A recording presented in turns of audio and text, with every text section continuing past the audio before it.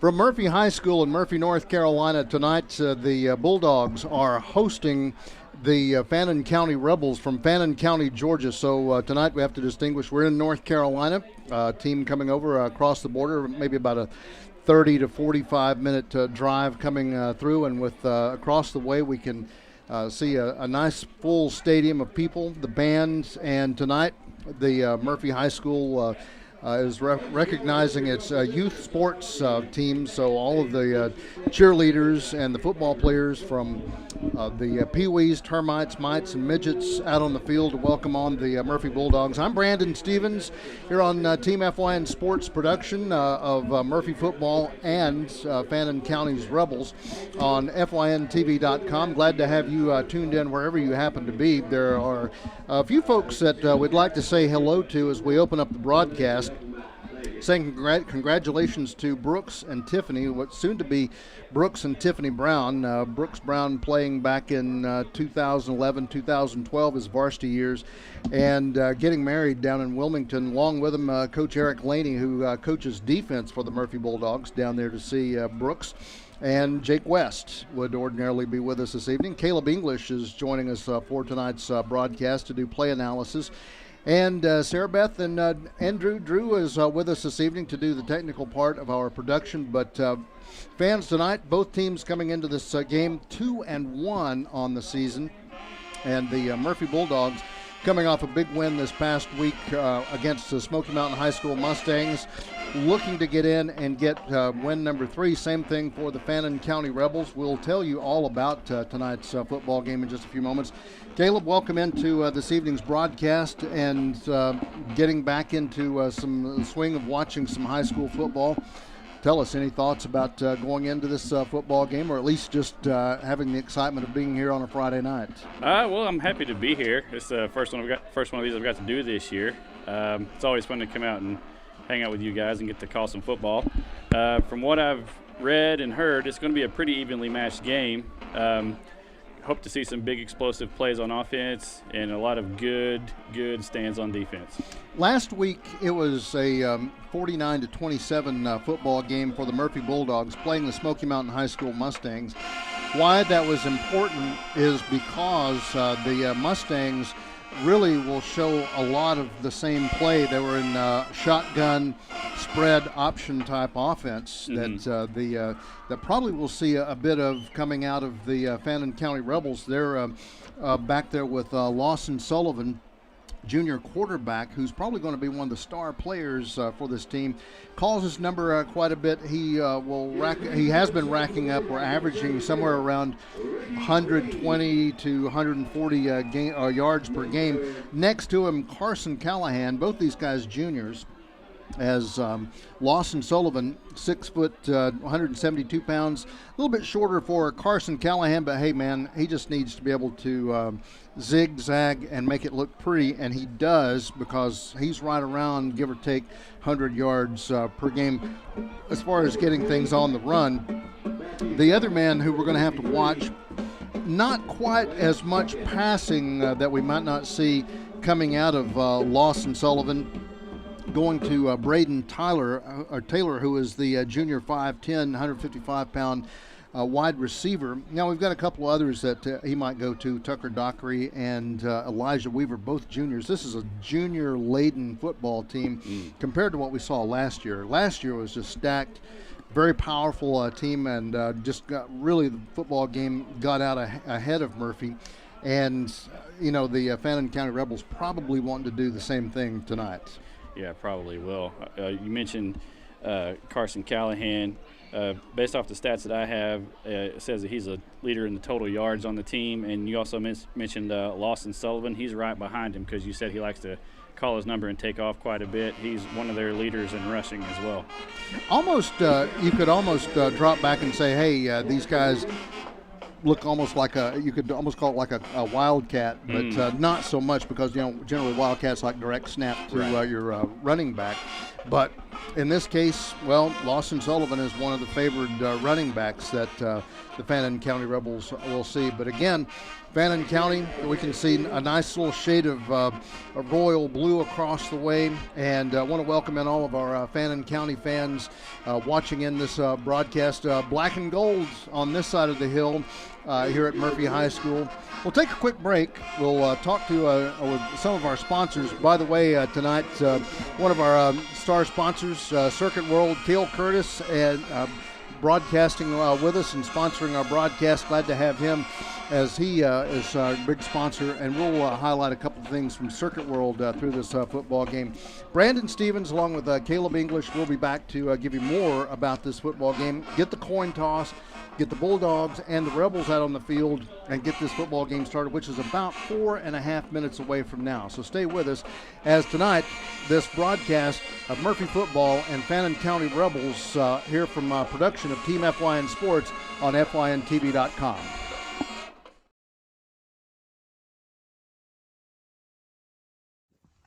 At Mountain Barbershop, we specialize in customer satisfaction. There's no client too young or too old to sit in our chairs, and we promise you'll leave with a smile on your face. Located right in the heart of downtown Murphy at 105 Tennessee Street, from razor shaves to high-top fades, we're your one-stop shop for all your barbering needs. No need for an appointment. Come by and see us Monday through Friday from 7 a.m. to 4 p.m. or on Saturdays from 6 a.m. to 12 p.m. Look forward to seeing you soon. At Circuit World, we offer a wide selection of major appliances, name brands like Whirlpool, LG, Frigidaire, and more. Looking for furniture? Come by and browse our showroom or check out the Endless Aisle, a touchscreen kiosk with thousands of options. Need electronics, gaming computers, laptops, desktops, tablets? We have it all. OLED or QLED, 4K or high def. We have the selection to get you the TV of your dreams. And don't forget, at Circuit World, your credit is always good. So ask about our convenient payment options and 120 days, same as cash. Come see us today at one of our 5 area locations. Are you looking for expertly decorated gifts you'll love with your custom design or logo? Graphic Expressions in Blue Ridge is your go-to place for custom apparel, accessories, gifts, and much more. Graphic Expressions is located at 3640 East 1st Street in Blue Ridge, or give them a call at 706-946-4605. Graphic Expressions, unrivaled customer service, pure brand awesomeness. In 1981, Reed Nicholson began selling tires out of an old barn in Mineral Bluff. Little did he know that he had just laid the groundwork for the most trusted names in automotive services in the Blue Ridge area. In 1997, Nicholson Tire Center became what it is today, holding the same values of faith, family, and great customer service. 2 locations to serve you, and the Blue Ridge location is currently expanding to offer fast service and the largest U-Haul provider in Georgia. Nicholson Tire Center, Blue Ridge, and Mineral Bluff. Circuit World has 9-piece living room packages at incredible prices. Get this stylish sofa and love seat, 3 tables, 2 lamps, 43-inch 4K TV, and stand, all for only $1699.99 or $129.99 a month. Or get this 9-piece living room and reclining sofa and reclining love seat, now only $1999.99 or $149.99 a month. These packages are amazing. Back to Murphy High School, the Murphy Bulldogs going out and doing the coin toss. The captains tonight for Fannin County's Rebels, Lawson Sullivan, number 211, Elijah Weaver, 25, Carson Callahan, and 68, Isaiah Stevens, no relation. And then for the captains for Murphy, 20, Matthew Stalkup, and 53, Lawson Hawkins, and 74, Ricky Queen. The Murphy Bulldogs win the coin toss. They will defer to the second half. And out onto the field, you can see the Murphy Bulldogs in a little huddle. The Fannin County Rebels will drop back deep to receive. Should be number, trying just to catch a number back there. Matthew Ponton is out over to the right side, or to the right side flank. Braxton Cheatham is to the left side flank.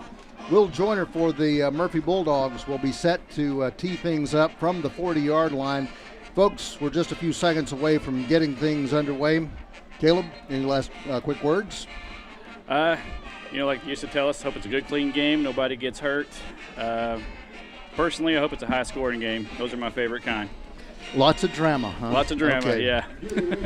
Let's see how this thing goes. I think that there probably will be a thing or two to talk about in this game. So just a little offset from the dead center of the 40-yard line. Number 31, Will Joyner. Last week, 7 of 7 for his PATs. Not too bad on some punting. And had to kick off. He earned his pay last week as playing in the defensive backfields, special teams.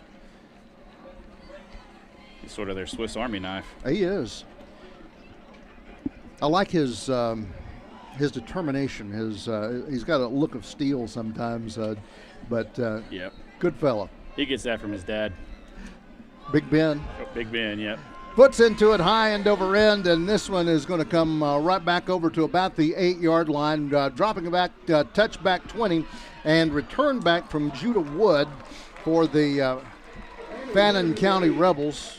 Return roughly about 12 yards, actually 17 yards. Not too bad, Caleb. They'll get out over to the 25. Yeah, that was a good return. Good. He had some blockers that he was able to thread through, but Murphy got there pretty quickly. They closed pretty fast on their kick team. We were talking off mic. This is like an RPO type team. You'll see shotgun most of the night. Only bad thing about RPO, you got to watch that ball. It's really easy to get a fumble on RPO.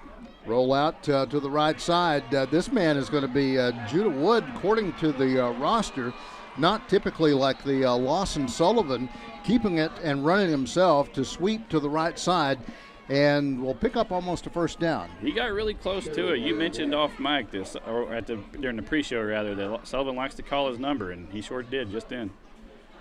He's got good speed. So a quick little question. We were expecting to see Sullivan into the back. So we have some laundry on the field to the right side, and I believe a hold, which will come back and negate the run, minus about another 6 yards beyond the original line of scrimmage, takes the Rebels back to the 19. First down marker is at the 35, brings up 1st and 16. Yeah, it must have been one of those that was too good to be true, Brandon. Keep your hands in when the play goes by you. Right. Scrambling out. Twins to the left side, one in the right side slot. Offset in the I formation. This one dropping back with Lawson Sullivan. He'll hand it off into the right side. They'll make up about 6 yards off this. Good run by Callahan there. I think he made the penalty yardage up. Just direct on power, I guess. Mm-hmm. First minute of football and penalty that set the Rebels back. They're basically back to original line of scrimmage. 2nd and 9 from the 26. Lawson Sullivan is in the backfield and shotgun. Callahan is to his left side. Nope. Sullivan going to hold on to this one. A little fake and twist and going through.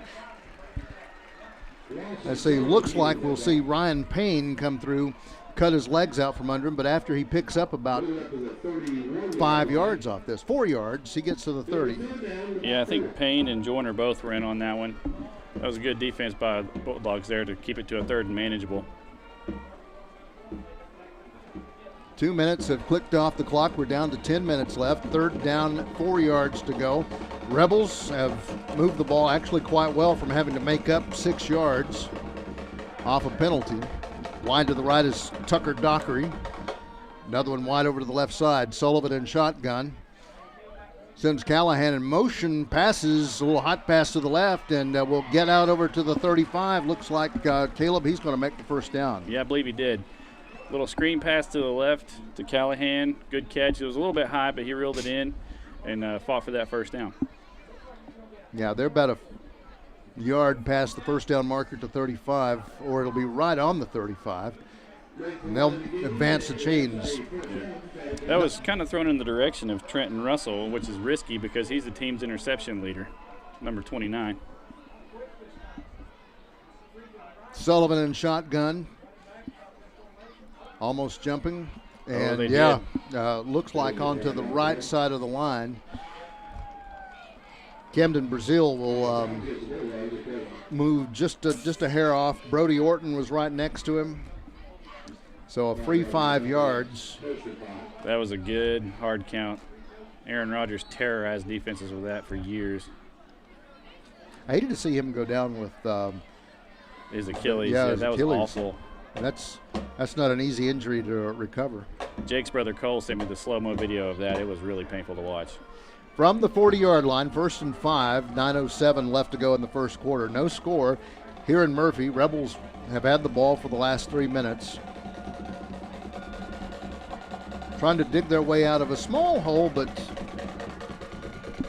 Sullivan in shotgun, Callahan to his left, 3 to the right, and actually no. He'll hold on to it himself and will pick up maybe a yard off this play. Yeah, he didn't get far. No. Looked like 71 and 28 for Murphy in there. Hunter Stalkup and Gooden. Men across the front line, as you mentioned. Janthony Gooden to the left. In the middle is Ricky Queen. To the right is Brazil. That's Camden Brazil. Had a big sack last week. We'll get to some of the other Bulldogs and some of the other Rebels as we go through the night. Check your screen. Wide out to the left. Will Shore and several of the others dropping back. Sullivan launches across the middle, hits his man, and is with the coverage across the middle. Ryan Payne steps with him. So when he comes down, not too much yardage afterwards. Right. Tight coverage there, but there was a really good window for Lawson to throw that through. Rebels going to go into more of a hurry up. Sullivan gets the handoff, and Callahan will muscle his way through the A gap and cross the 40-yard line. They're trying to tear at Murphy and keep the momentum going. It seems like they see something in the middle. They've had a lot of success there. I think that was that number 14, Cooper Bourne, on that reception on the previous play? I think so. That was a good catch. That was a good strong-handed catch. Tall junior, a little bit over 6 foot, I believe, and he's their tight end, I think, right? Rebels break off. Tucker Duckery, Braden Taylor to the right. They'll hand it off with Callahan again. Makes his way through, busts through, gets the first down, and collides over to about the 31. At least I'm looking at probably the forward momentum because the ball is going to be placed in between the 31 and the 30. I think they're going to give it. Right. Yeah.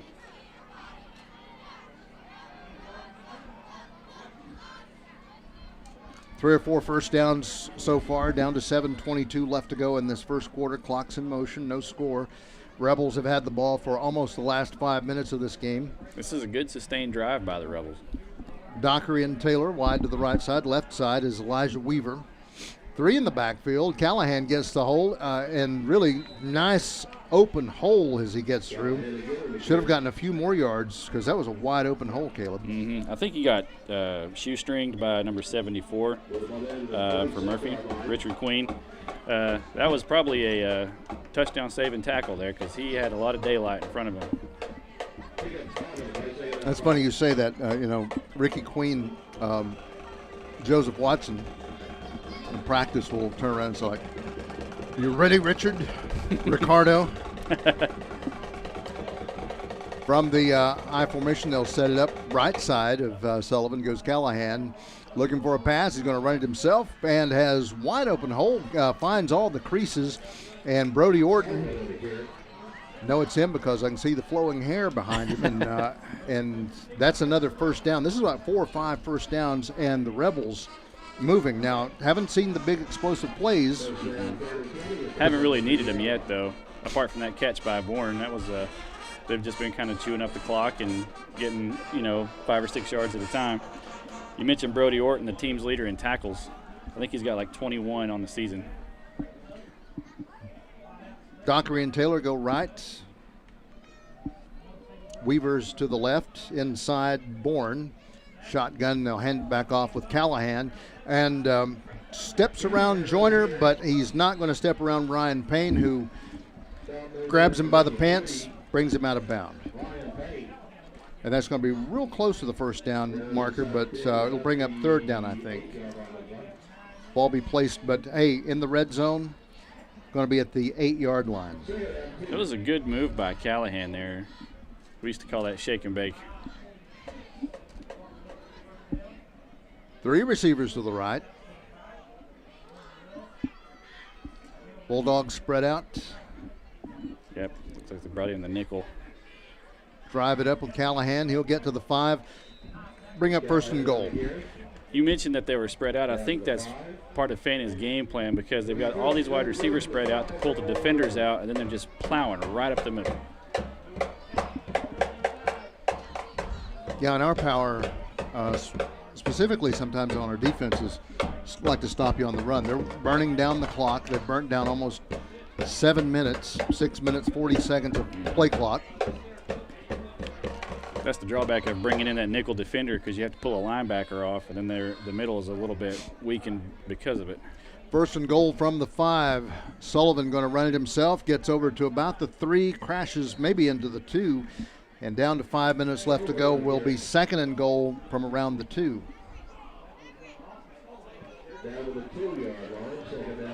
Murphy needs a big play here. Oh, Sullivan going to hold it. He'll find just wide open footsteps going into it as 4:46 in the first quarter of play. Sullivan goes in for 2 yards for the TD.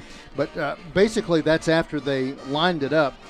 Back around the 18, mark them about 82 yards of real estate. They did it in over a dozen plays and burn up 7 minutes, 15 seconds of clock. Yeah, they didn't let that holding penalty slow them down. A lot of teams would get down by that, but they just kept on plodding. Matthew Ponton on for the kick. High enough, long enough. It's no good. Goes to the left a bit. 6-0. The Fannin County Rebels leading the Murphy Bulldogs. 4:46 remains in this first quarter play. Stay with us. We'll come back of Team FYN's production of Murphy Bulldogs and the Fannin County Rebels on FYNTV.com. Stop in today at one of our 5 locations and get the furniture you've always wanted at Circuit World. At Mountain Barbershop, we specialize in customer satisfaction. There's no client too young or too old to sit in our chairs, and we promise you'll leave with a smile on your face. Located right in the heart of downtown Murphy at 105 Tennessee Street, from razor shaves to high-top fades, we're your one-stop shop for all your barbering needs. No need for an appointment. Come by and see us Monday through Friday from 7 a.m. to 4 p.m., or on Saturdays from 6 a.m. to 12 p.m. Look forward to seeing you soon. At Circuit World, we offer a wide selection of major appliances, name brands like Whirlpool, LG, Frigidaire, and more. Looking for furniture? Come by and browse our showroom or check out the Endless Aisle, a touchscreen kiosk with thousands of options. Need electronics, gaming computers, laptops, desktops, tablets? We have it all. OLED or QLED, 4K or high def. We have the selection to get you the TV of your dreams. And don't forget, at Circuit World, your credit is always good. Kick goes away, and Ryan Payne will roll this one down at about the 13. Touchback 20, was knocked down at the 24-yard line. Yep, had a good block by Stalkup to try to spring him, but Fannin got there a little bit too quick. Of course, the squib kind of, set him up for that pretty well. 6-0, the Fannin County Rebels leading the Murphy Bulldogs. Bulldogs need to come out and move this football. Rebels did really well. Again, about 82 yards, over a dozen plays, burn up 7 minutes, 15 seconds, give or take. Went down to 4:46 remaining in the first quarter. 4:40 remains, and Cameron Clem gets the handoff, but a flag is going to be thrown in the Murphy backfield. Might have been a false start. It is procedure against the Bulldogs, so that backs up Murphy 5 yards from the 24 back over to the 19. Bring up first and 15. That penalty is so infuriating because it's always just something little, like somebody wasn't set or they had a knee twitch or something, just so minor. Kind of like a speeding ticket. You get a speeding ticket 25 and a 20 mile an hour zone. Back to handoff again. Cameron Clem gets it. He'll get to the line of scrimmage, maybe to the 20. The line of scrimmage was at the 19. He'll get to the 20. Gain of 1 off this. So he'll bring up 2nd and 14. First down markers over at the 34.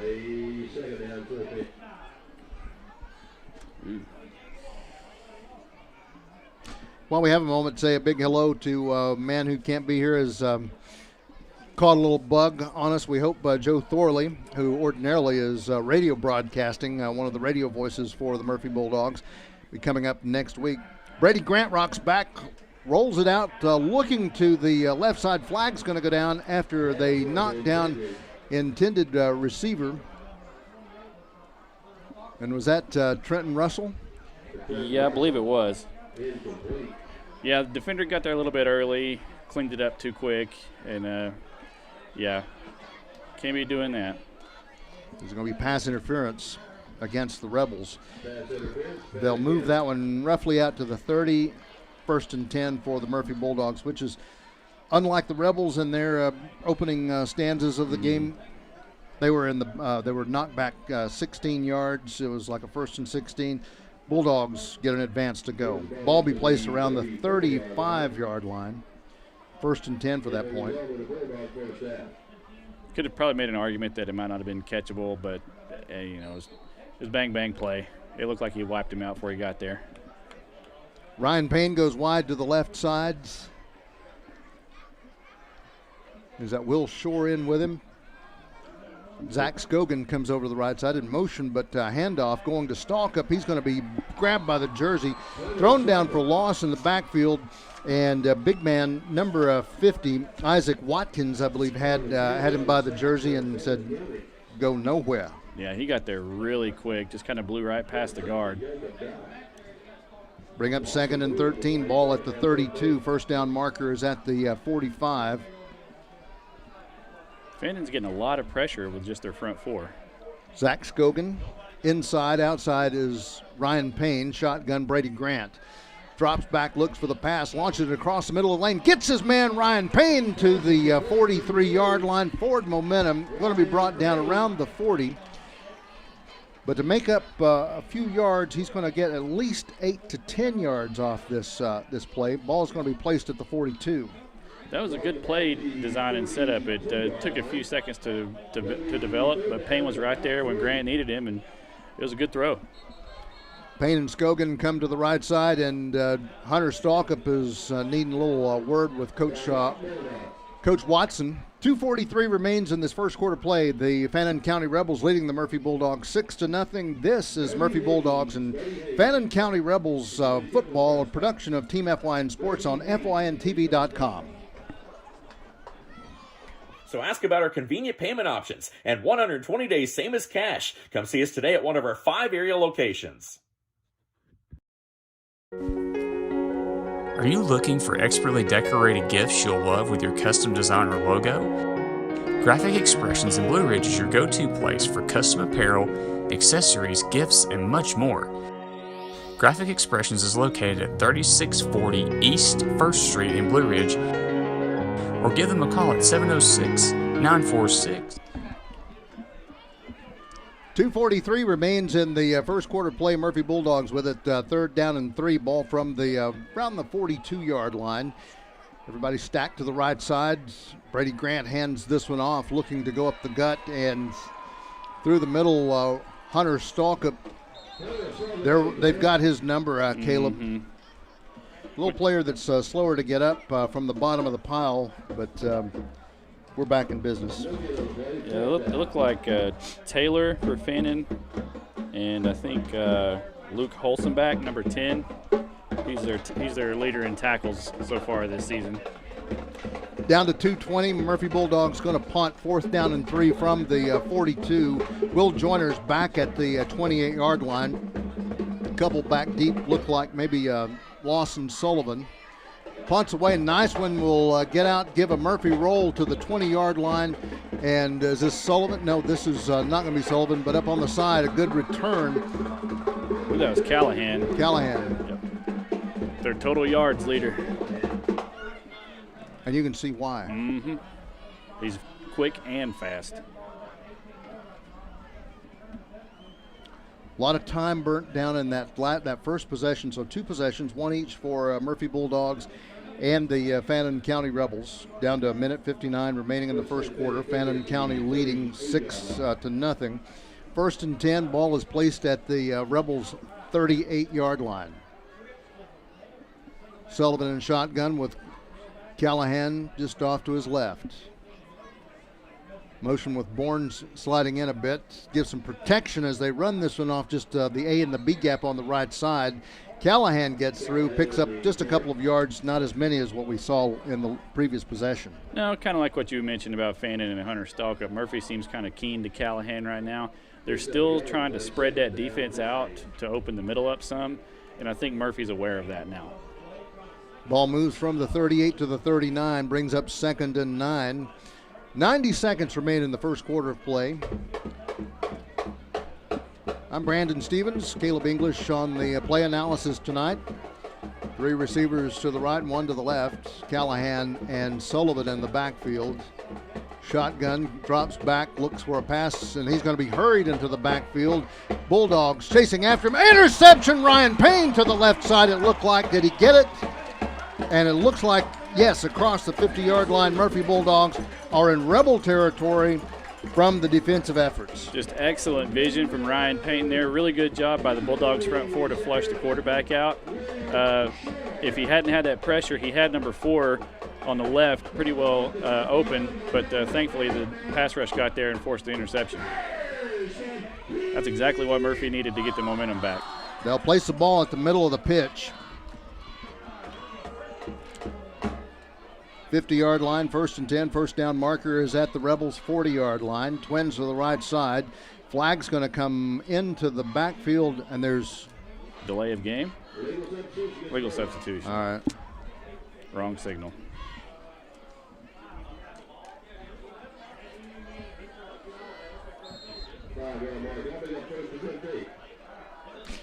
This almost feels like just a continuation of the last possession that Murphy had, but 1st and 15 from the Murphy 45. Again, first down marker is at the Rebels 40. Minute 9 remains in this first quarter play. Shotgun, dropping back and handing off. This is Hunter Stalkup, gets through on the left side. It's like the line is making him a lane, but it just keeps closing very quickly. Fannin's linebackers, they really have a nose for the ball. Just before we head into, well, hold on, we're getting ready to do the play here. 45 seconds remains in this first quarter. 6-0, the Fannin County Rebels leading the Murphy Bulldogs. Both teams 2-1 on the season. Brady Grant rolls out, play action, shows out to pass to Trenton Russell, headed on his fingertips. Been a nice play because he could have turned it back up, Caleb, and had a few more yards of real estate. Oh, yeah, it was an excellent idea, excellent play, just a little bit too much on it, caused it to sail some. This weekend, I know college football and several other things breaking out. Get out and see our buddy Cale Curtis, Circuit World. Connect up with some good sales and some good technology. We'll tell you more about that in a moment from Circuit World. Up the middle, Hunter Stalkup, the offensive machine that we've seen him in the last football game, over 200 yards on the ground, and tonight he's struggling to get 1 or 2 because, again, Rebels are seeing number 28. Yep, excellent tackle by number 28, Weston Kendrick there. Like you mentioned, I think Fannin has the number 28 painted all over campus this week because really tough sledding for Hunter Stalkup so far. Timeouts on the field. Actually, it's the end of the quarter. We've run out of the time in the first quarter. 6-0. The Fannin County Rebels leading the Murphy Bulldogs will come back. Second quarter is on the way in just a few moments. This is Murphy Bulldog football and Fannin County Rebel football, a production of Team FYN Sports on FYNTV.com.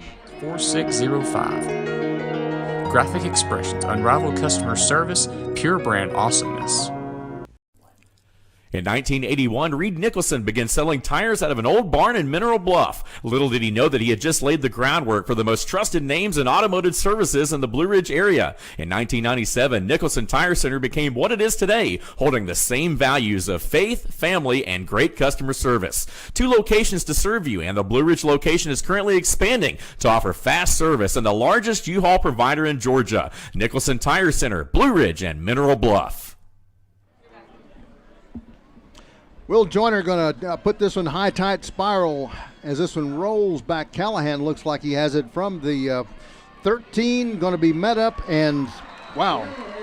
Camden Brazil will come in and not allow him anymore. He was back there juking and jiving, trying to find a spot to run into, one lane to run into, but Camden Brazil stopped him. So deeper in their territory than they have been, down around the 14-yard line is where the Fannin County Rebels will start this drive. Yeah, really good open field tackle there by Camden Brazil. He had help if he missed him, but really good of him to make that play.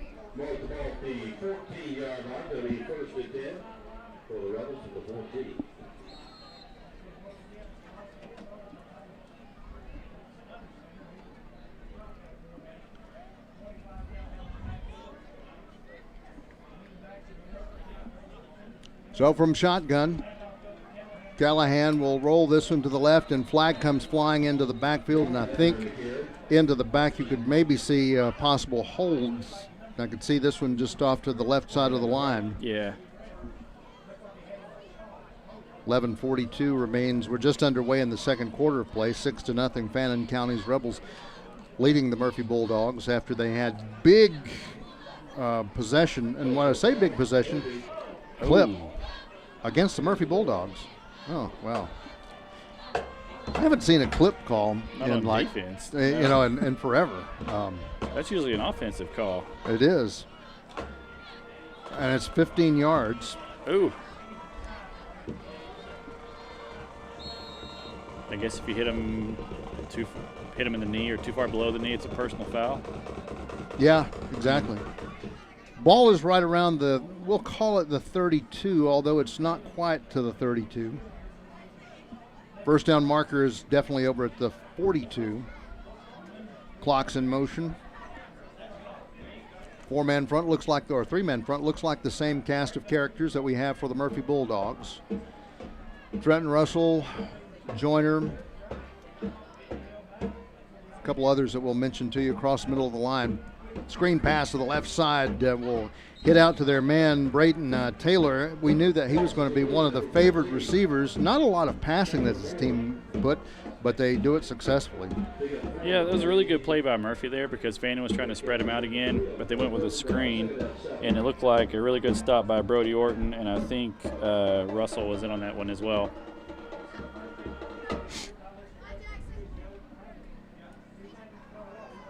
One thing about Fannin, they have a game plan and they're sticking to it. Pull the middle of the defense out to open up those running lanes. Cadence Leatherwoods, Brody Orton, a couple of the linebackers cross the middle of the line. Will Joyner's on the other side. Those are your Mike, Will, and Sam linebackers for Murphy. To the line, they'll pick up a couple of yards off this one. And Bulldogs will hold for the 4th down. And really, to tell you the truth, the way that we're not producing, the Murphy Bulldogs that is, on offense, this is going to be a night where the defense is definitely going to have to stand up and make some things happen. Exactly, yeah. Neither team really giving a whole lot. Even on Fannin's score and drive, it was like a lot of, death by 1,000 cuts almost.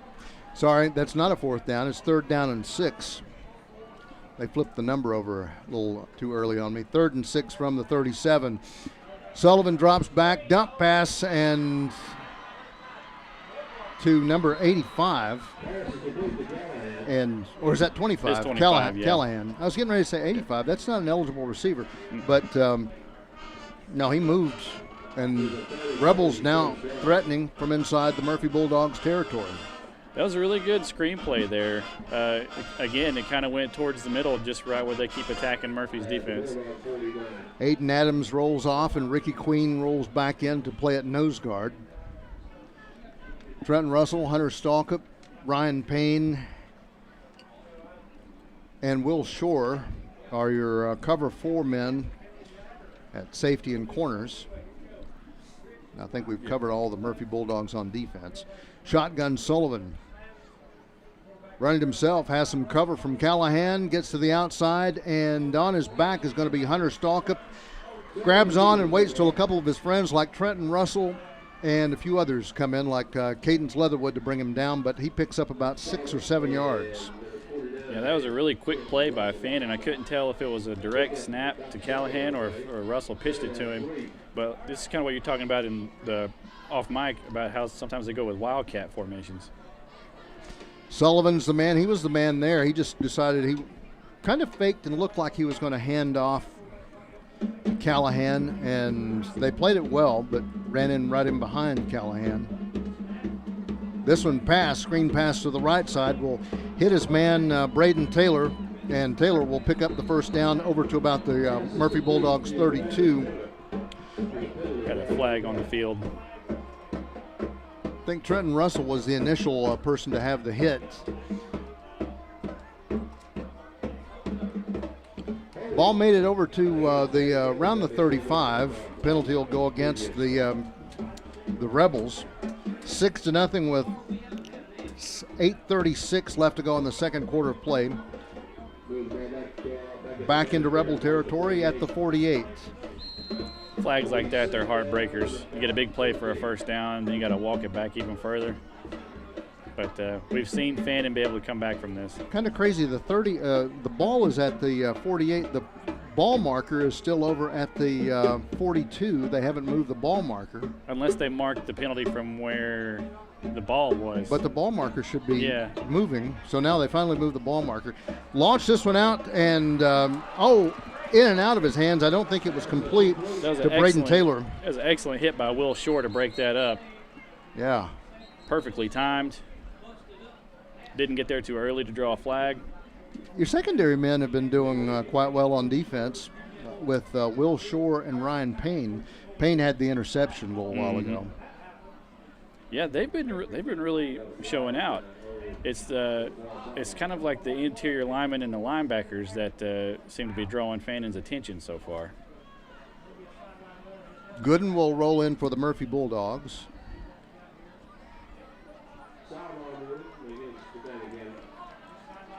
Sideline warning is we're hearing been issued to the Fannin County Rebels. 8:07 left to go in the second quarter of play. 6-0.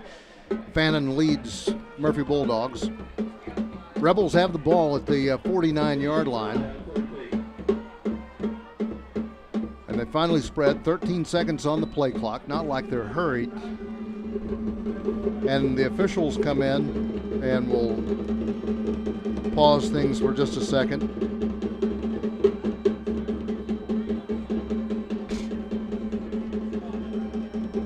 7:53 remains in this second quarter play.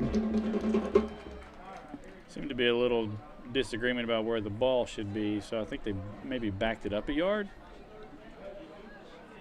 At the Rebels 48, first down marker is at the Murphy 39. So that's 13 yards. 3rd and 13, or they've changed it to 2nd and 13 on the ball marker. Pass out over to the right side will hit the man, Andrew Knuckles. It was a good play by Russell. He was right there when he caught it. Good catch by Knuckles, too.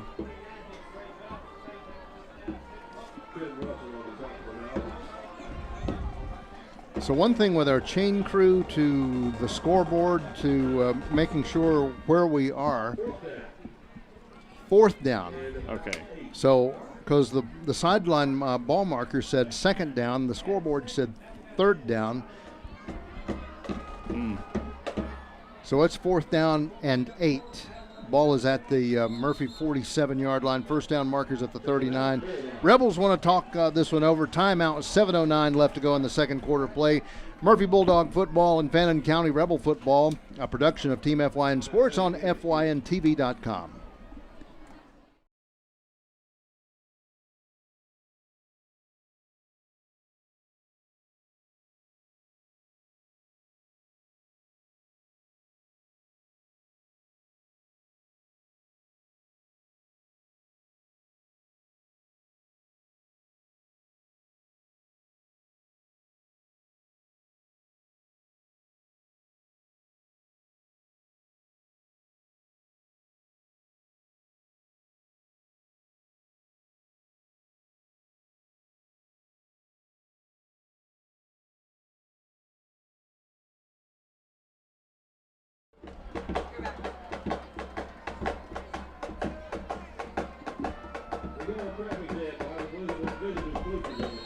Murphy Bulldogs and the Fannin County Rebels doing battle here in Murphy, North Carolina tonight. 7:09 left to go in the second quarter of play. Brandon Stevens and Caleb English to bring you the play. Punt is set. No one back deep for the Murphy Bulldogs. And this one will give a Murphy bounce. It hit around the 17, 18-yard line, was drifting back to the 20, and a Rebel a little slow to come up, number 62, Case Holloway, but he's back up and trotting off the field. By the way, fans, tonight, I want to remind you one of our good sponsors, Circuit World, Cale Curtis. Been a good sponsor and supporter of our Team FYN broadcast, whether it's been over in North Georgia, Western North Carolina, Eastern Tennessee. Cale Curtis getting you connected up this weekend for those big screen TVs and all the connections you need to enjoy things. Running around, Cameron Clem is on his horse and looks like he's going to get a first down as he curled through on that counter that comes through and will cycle his way up to the 33-yard line, maybe the 34, Caleb. Excellent play by Murphy's offensive line there to open the gap. Clem shot right through it for a big gain that Murphy needed. Really excellent play design there. The big thing was he was 23 numbers off from what they're used to seeing. So from the 5 to the 20 to the 28 to the 5, handing off just up the middle, Murphy Bulldogs will pick up a few yards. Rebels have really zeroed in on Hunter Stalkup as they have here. He picks up a couple of yards, and they're bound and determined to not let him pass go or collect a 6-point touchdown. No, probably in scout team practice all week. That's all they've been told, watch out for 28, watch out for 28. So they're not letting him get anywhere. Scogan in the green shoes at the bottom of the screen, wide out to the left side, dropping back from under center. Pass, screen pass out over to Hunter Stalkup, who will simulate some speed to the 50. Children, it's a first down plus about 7 or 8 yards from Hunter Stalkup. So if you can't hand it off and run through the line, airmail it to him. You can't stop him. You can only hope to contain him, and he finally broke through there. To the Rebels' 48-yard line, 1st and 10, 6:05 left to go in this second quarter of play. In the backfield, Stalkup and Cameron Clems. Skogan wide to the left side, the bottom of your screen. Brady Grant in motion coming out. Trenton Russell handoff back over to Hunter Stalkup on his horse. He's got a little vim, a little more lead in his pencil here, Caleb, as we see him coming through, and it offsets or he breaks through the line pretty well. Yeah, they're kind of doing the opposite of what Fannin is. Fannin's been hitting the middle all night. Stalkup's been, last couple of plays, he's been finding some success on the edge. You always have to take what the defense gives you. Got a few of the old Murphy Bulldog players tuning in tonight. Peyton McCracken, who knew how to catch a pass and run a touchdown or two. Has a ring or two on his finger. He's watching in this evening. Glad to have you in. Cameron Clem with the ball, turns and will not quite sweep to the outside. Hits that right, almost C-gap, and will get over to the 35. And guess what, boys and girls? We'll get a little announcement from J.R. Carroll because this is a first down for the Murphy Bulldogs. 1st and 10 from the Rebels 35. Now the wind is in the sails of the Murphy Bulldogs. Let's see if they can hang on here and call the right plays and move the ball up the field. Mm-hmm. Speaking of former Bulldogs watching, we got our kicker, Cole West from Murphy several years ago. He's also our cameraman. He's watching from all the way out in California tonight. So let's see, after that one, slinging Trenton Russell down. What is that? Make it about 5 o'clock out in California? Yep. He always gets mad when I text him things about the Tennessee Vols because when I do it at like 9 or 10 o'clock in the morning, it's like 6 or 7 out there. He's still asleep. Yeah. 4:20 remains in this second quarter of play. 6-0. Fannin County Rebels have the lead, but the Bulldogs have the ball, have the momentum. Twins to the right side. Shotgun is Brady Grant.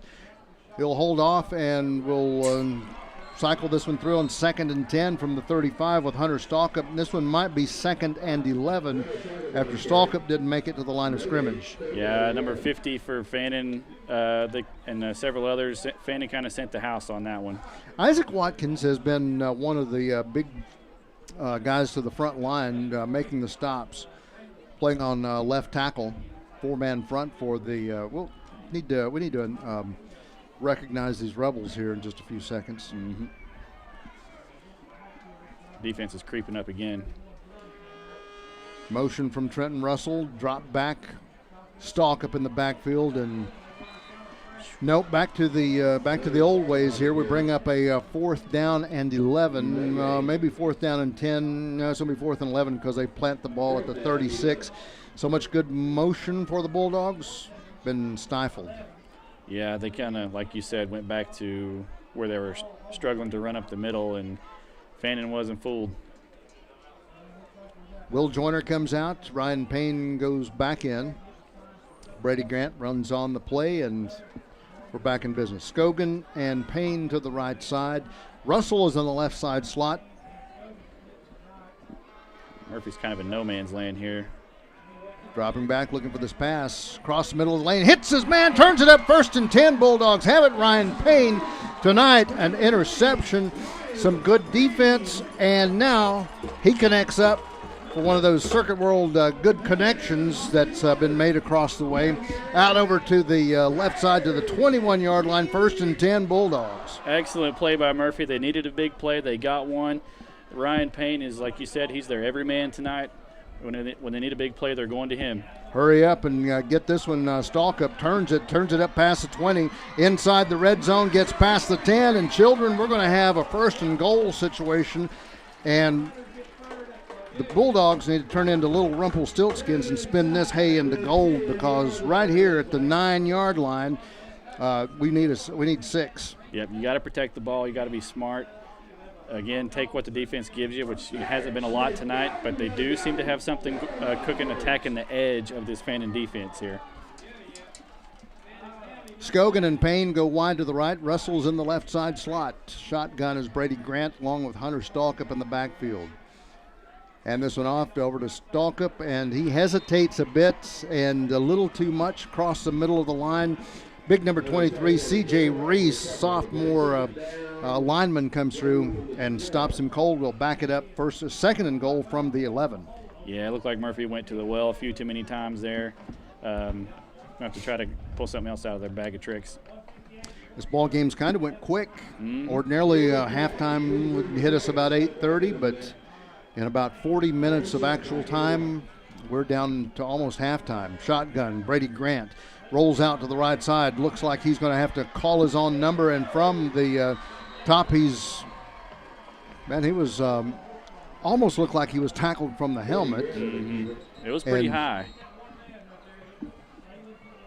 And I'm trying to catch this, but a timeout's on the field with 1:33 left to go. 3rd and goal from the 11, or the 15 is what they're going to, 14 is what they're going to call this. Back in just a few moments. This is Team FYN Sports on FYNTV.com.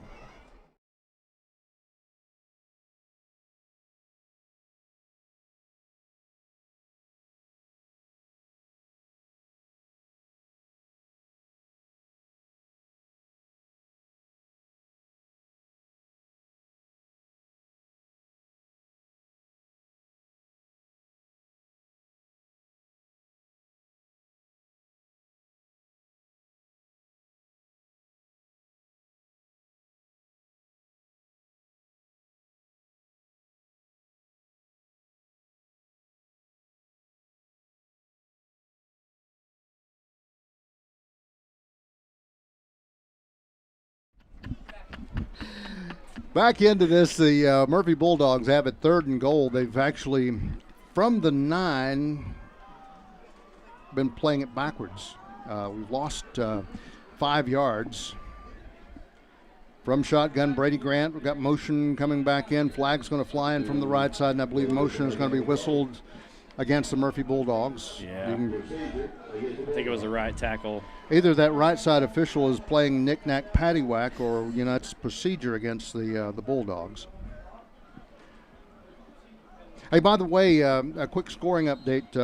Some of our friends down the little MMS that I keep telling us that at halftime, Cherokee Braves still on a roll, leading Mount Zion Christian Academy 19-6 at the half. Brady Grant and shotgun. Russell rolls in motion, and now pass launching it out over to Zach Scogan. Big arms get it, and yes, it is complete and back down inside the 5. No, wait a minute. Nope, this is going to be incomplete. Couldn't tell the official, the side judge, the line judge, if he was waving up or waving down. So that's a tough break. He must not have completed the catch when he went to the ground. So they're not going to put on Will Joyner, because this one backed that one up 7 yards. It'd be roughly a 36-yard field goal, right hash mark. No, they're going to try it. Yeah, I think you're right. Ryan Payne, Zach Scogan inside on the left side.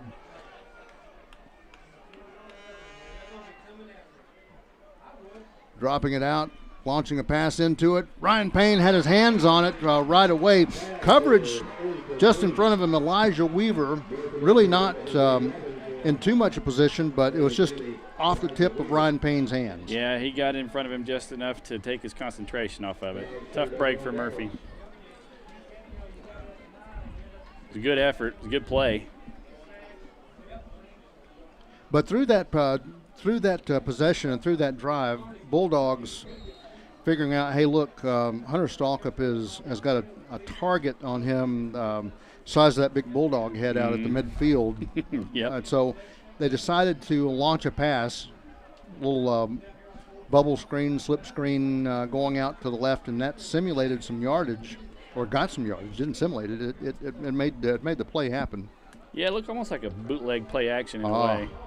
Little busted play, and this one across the middle of the lane. And is this going to be intercepted? It Ryan is. Payne, did he make it?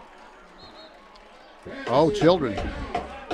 Intended for number 14, Cooper Bourne. There was a flag just off the left side of the offensive line of the Rebels, back at the line of scrimmage. And they let the play roll through. Let's see what That might have been an offensive penalty. it is. Procedure. I would imagine Murphy's going to decline that one. Yeah, it's probably a good call. That was our man Ryan Payne again, wasn't it? Second interception. Working his way to getting some new clothing from Team FYN Sports. We give out a T-shirt for the player of the game. Brady Grant, balls bobbled out of his hands and knocked away. Yeah, I think the snap was a smidge high and he wasn't ready. So for kids and playing a do-over, Murphy Bulldogs get a bit of a do-over here to get from the 37. Hold tight for just a few seconds. Let's talk for just a few seconds, because we only have a minute 5, minute 6 left to go until the end of this first half. 6-0, the Fannin County Rebels. Caleb out in his first possession, burn up over 7 minutes of playtime, got down to 4:45 left to go in the first quarter. Scored with Sullivan on a 2-yard carry, and that just really put a lot of time for the Murphy defense out on the field. Yeah, it did. Then the Murphy offense trying to come back. They were zeroing in on Hunter Stalkup, and I would Yeah, if I were them. it's a smart strategy, and it's working for Fannin so far. Cameron Clem, on the other hand, has had some really beautiful plays to some counters and some sweeps to move the Murphy Bulldogs. And then they put one in the air to Hunter Stalkup. So some other things are working. So it tells me, maybe some scheming at halftime to get past. This is not a score that you can't overcome. Right. Brady Grant and shotgun. Hold on. Rolls out. Zeroes in, almost had that one picked off. He was heading for Ryan Payne, and the Rebel that was just in the coverage area, number 4, Braden Taylor, the man who has the hot hands for the Rebels. Yeah, it was a good pass. If he had Payne on a crosser, but it was a little bit short and behind him. Taylor kind of swatted it down. So lucky break for Murphy there, because that could have easily been picked. 61 seconds left to go in this first half of play, second quarter. 6-0. Rebels leading the Bulldogs. Grant hands off, and this one's going to be to Hunter Stalkup. Hunter Stalkup will get the first down, get over to the red zone to the 20. We're going to call it red zone, down to the 21-yard line. Not quite. did he get into the area, but that's close enough. And Yeah. the Bulldogs going to hurry this one up. 53 seconds. Spike the ball or drop the ball there, and they'll burn this one. Yeah. They've got the momentum off the big play from Stalkup. He's been waiting on that all night. Now they've got to come up with something that's going to let them capitalize. And your guys on the left side, one of the big men for the Murphy Bulldogs, J'Anthony Gooden, he and a couple others opened up the hole very well on that left side. He and Cadence Leatherwood. Grant and shotgun, Payne and Scogan to the right side. Stalkup is back there. Grant fires it across the middle of the lane, looking like he was going to hit Hunter Stalkup, ill-timed. It was a good idea to go to Stalkup to try to get that touchdown, but he had Zach Scogan wide open in the flats. But, you know, you're making decisions that quick, it's hard to see the whole thing. Yeah, we just needed Hunter to twist around and check this one out. Scoreboard says 3rd and 20, but I think that's might be a typographical error. 3rd down on the ball marker. They've I thought this was They've got to get to 4. the 11, I think. 48 seconds left to go. Brady Grant hands it off to Cameron Clem. Weaves his way up and gets to the 15 and out of bound. That will stop the clock at 43 seconds left to go in this first half. That's going to put them at what? About a 4th and 5, 4th and 4. 4th and 6, yeah, 4th and 5. First down markers at the 11. Scogan and Payne again to the right side. Stalkup is in the backfield. Left side slot is Trenton Russell. Brady Grant at quarterback. Gets it to Stalkup. Has to get to the 10, inside to the 5. Touchdown, Murphy Bulldogs. 16-yard scramble for the Murphy Bulldogs, 36 seconds. Never give up, never surrender. Hunter Stalkup finally finds pay dirt.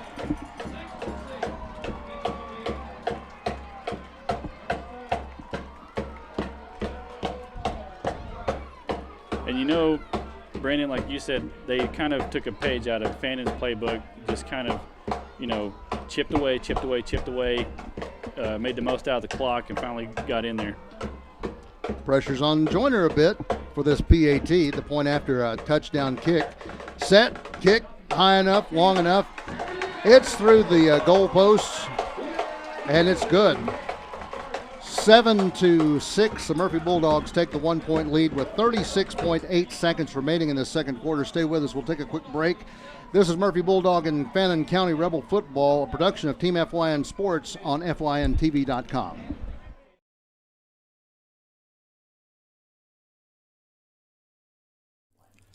In 1981, Reed Nicholson began selling tires out of an old barn in Mineral Bluff. Little did he know that he had just laid the groundwork for the most trusted names in automotive services in the Blue Ridge area. In 1997, Nicholson Tire Center became what it is today, holding the same values of faith, family, and great customer service. 2 locations to serve you, and the Blue Ridge location is currently expanding to offer fast service and the largest U-Haul provider in Georgia. Nicholson Tire Center, Blue Ridge, and Mineral Bluff.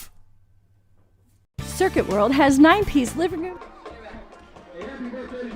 Back deep to receive for the Fannin County Rebels, Callahan, and looks like Sullivan.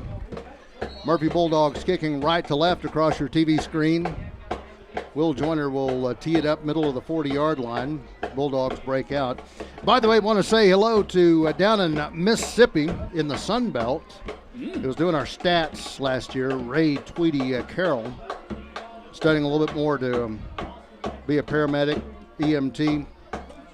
Thanks, Tweety, for tuning in and being a big Bulldog fan. Oh, the Rebels almost causing a little bit of chaos as big number 19 fielding it, Brody Pascal, slipped through his hands, and Ryan Payne on top of him.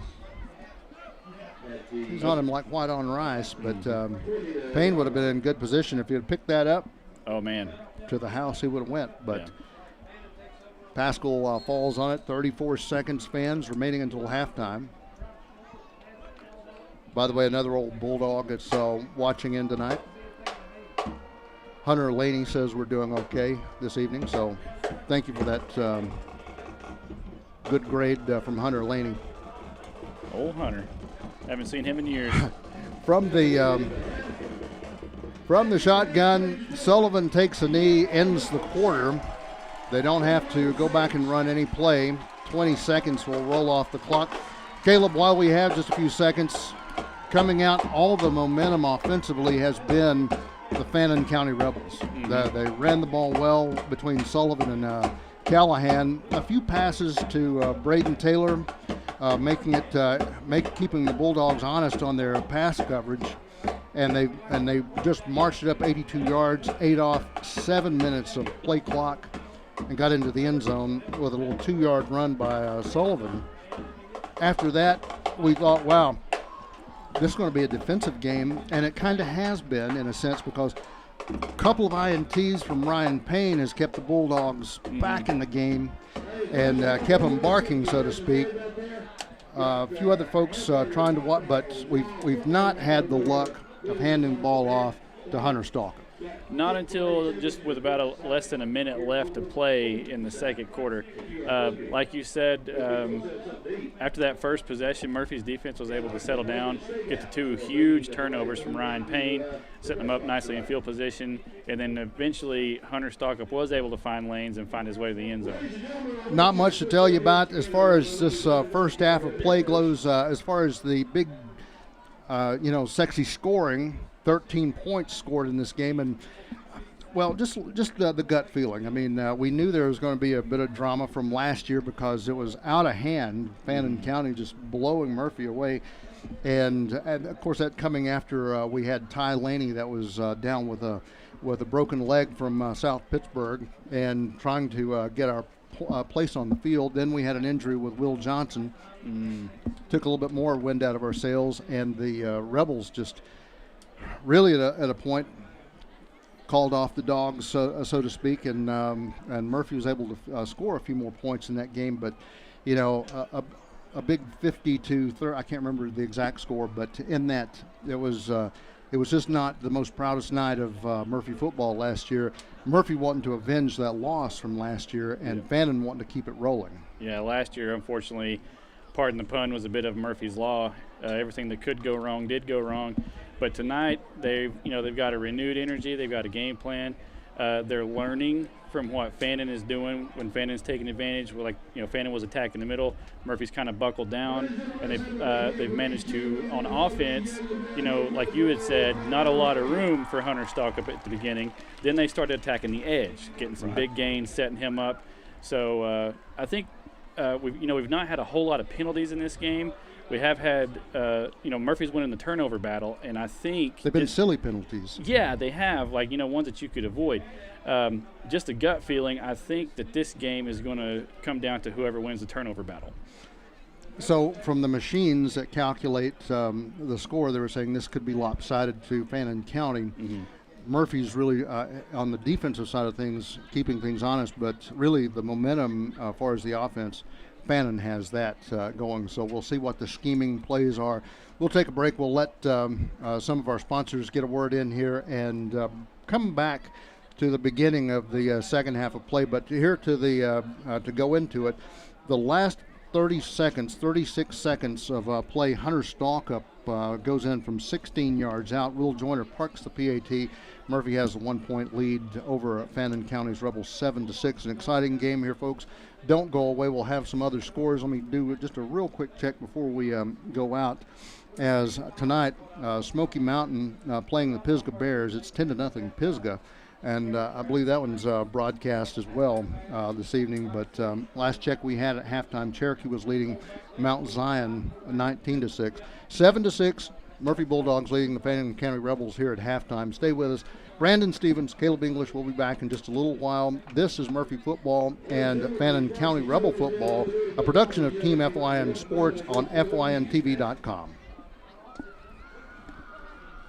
Packages at incredible prices. Get this stylish sofa and love seat, 3 tables, 2 lamps, 43-inch 4K TV, and stand, all for only $1699.99 or $129.99 a month. Or get this 9-piece living room and reclining sofa and reclining love seat, now only $1999.99 or $149.99 a month. These packages are amazing. Stop in today at one of our 5 locations and get the furniture you've always wanted at Circuit World. At Mountain Barbershop, we specialize in customer satisfaction. There's no client too young or too old to sit in our chairs, and we promise you'll leave with a smile on your face. Located right in the heart of downtown Murphy at 105 Tennessee Street, from razor shaves to high-top fades, we're your one-stop shop for all your barbering needs. No need for an appointment. Come by and see us Monday through Friday from 7 a.m. to 4 p.m. or on Saturdays from 6 a.m. to 12 p.m. Look forward to seeing you soon. At Circuit World, we offer a wide selection of major appliances, name brands like Whirlpool, LG, Frigidaire, and more. Looking for furniture? Come by and browse our showroom or check out the Endless Aisle, a touchscreen kiosk with thousands of options. Need electronics, gaming computers, laptops, desktops, tablets? We have it all. OLED or QLED, 4K or high def. We have the selection to get you the TV of your dreams. And don't forget, at Circuit World, your credit is always good. So ask about our convenient payment options and 120 days, same as cash. Come see us today at one of our 5 area locations. Are you looking for expertly decorated gifts you'll love with your custom design or logo? Graphic Expressions in Blue Ridge is your go-to place for custom apparel, accessories, gifts, and much more. Graphic Expressions is located at 3640 East 1st Street in Blue Ridge, or give them a call at 706-946-4605. Graphic Expressions, unrivaled customer service, pure brand awesomeness. In 1981, Reed Nicholson began selling tires out of an old barn in Mineral Bluff. Little did he know that he had just laid the groundwork for the most trusted names in automotive services in the Blue Ridge area. In 1997, Nicholson Tire Center became what it is today, holding the same values of faith, family, and great customer service. 2 locations to serve you, and the Blue Ridge location is currently expanding to offer fast service and the largest U-Haul provider in Georgia. Nicholson Tire Center, Blue Ridge, and Mineral Bluff. Circuit World has 9-piece living room packages at incredible prices. Get this stylish sofa and love seat, 3 tables, 2 lamps, 43-inch 4K TV, and stand, all for only $1699.99 or $129.99 a month. Or get this 9-piece living room and reclining sofa and reclining love seat, now only $1999.99 or $149.99 a month. These packages are amazing. Stop in today at one of our 5 locations and get the furniture you've always wanted at Circuit World. At Mountain Barbershop, we specialize in customer satisfaction.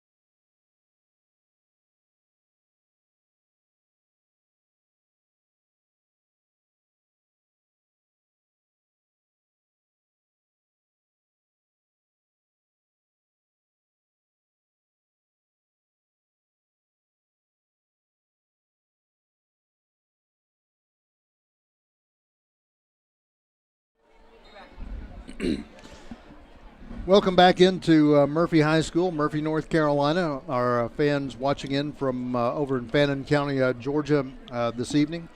Want to welcome you all in. Tight ball game, 7-6. The Rebels came out with guns a-blazing. They took their time. They burnt down pretty much the entire first quarter clock, 7 minutes, 15 seconds to get in with a Sullivan 2-yard run and got the first touchdown after Lawson Sullivan made his way in. Missed the point after, but so it was 6-0 for a good portion of the remaining half of football. The Bulldogs finally cashed in on a pickup and a couple errors from the Rebels.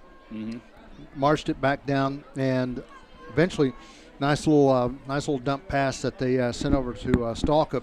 Turned it up 16 yards, went into the end zone to touchdown town, and the Bulldogs of Murphy leading the Fannin County Rebels only by one after Will Joyner parked the point after 7-6. But some thoughts here going into the second half. Defense has been really key for the Bulldogs. Offense has had the momentum for the Rebels, and you know what he did. I mean the things, Caleb, that were opening it up. Little screen pass here and there from Grant to Stalkup, or hitting some other folks. I think they even connected up, or maybe didn't quite make it complete to Zach Scogan. Otherwise, the run to Callahan and Sullivan has just been paying dividends, and maybe not so much the pass. Yeah, other than that one big pass to the tight end that we saw in the first quarter, like you said, they've got a good running game. Fannin does. They've been leaning on it. But after that first drive, we thought that they were just going to be able to have their way with it. But Murphy made the necessary adjustments, got some big plays, got some huge turnovers to get the momentum on their side. And as long as we're on defense, Fannin's defense has been getting a lot of pressure just with their front four, and even more so when they bring the house. So that's something that Murphy's going to have to watch out for, because that's part of the reason why Hunter Stalkup's been having a little bit of a rougher night, but he did eventually find pay dirt towards the end of the first half. Murphy defense should be sucking a little wind. They spent a lot of time on the field. The offense will get to start it out the second half. Murphy won the toss, deferred to the second half. Looks like Stalkup is set in the back around the 10. He'll run up instead. Cameron Clem picks it up around the 30, returns it to the 40-yard line, a nice 10-yard return. So the Bulldogs in short field position once this one's placed right around the 40. Yeah, somebody had a hold of Clem's jersey and was holding on for dear life. Otherwise, that was going to be a house call. Well, that's kind of the rule in defense. If you can only jersey tackle them, hold on until your friends can get there. Still counts. Right. 1st and 10 for the Bulldogs of Murphy at the 40-yard line in Murphy territory. Nice still night, no wind. This one coming back as they do a counter that comes off. Was going to Cameron Clem, and then Trenton Russell gets the handoff from Cameron Clem. He'll pick up a few more yards, get past the 45 to the 46-yard line.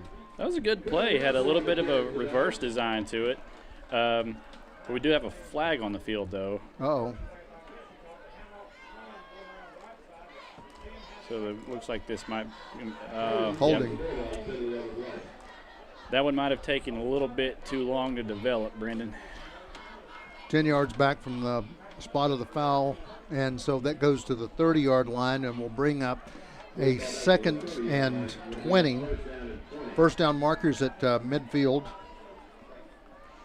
Just underway here in the second half, 7-6. Murphy Bulldogs leading the Fannin County Rebels. Murphy in shotgun with Brady Grant.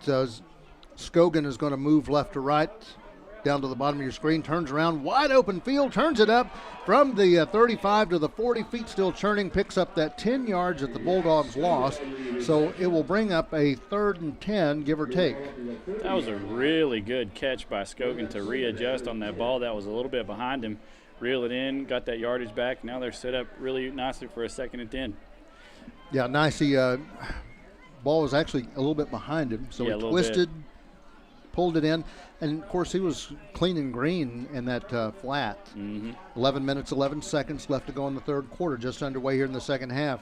Stalkup sweeping and is going to get caught in the backfield for a loss. And it looks like the man who catches him in the backfield is Braden Taylor. He's got the Jets to catch up with Hunter Stalkup. We'll bring up about a 4th and 12. Murphy had the right idea there, trying to still attack those edges, but Fannin seemed like they sent the edge there, and he was waiting right for him there in the flat. Sorry, that's 3rd and 12.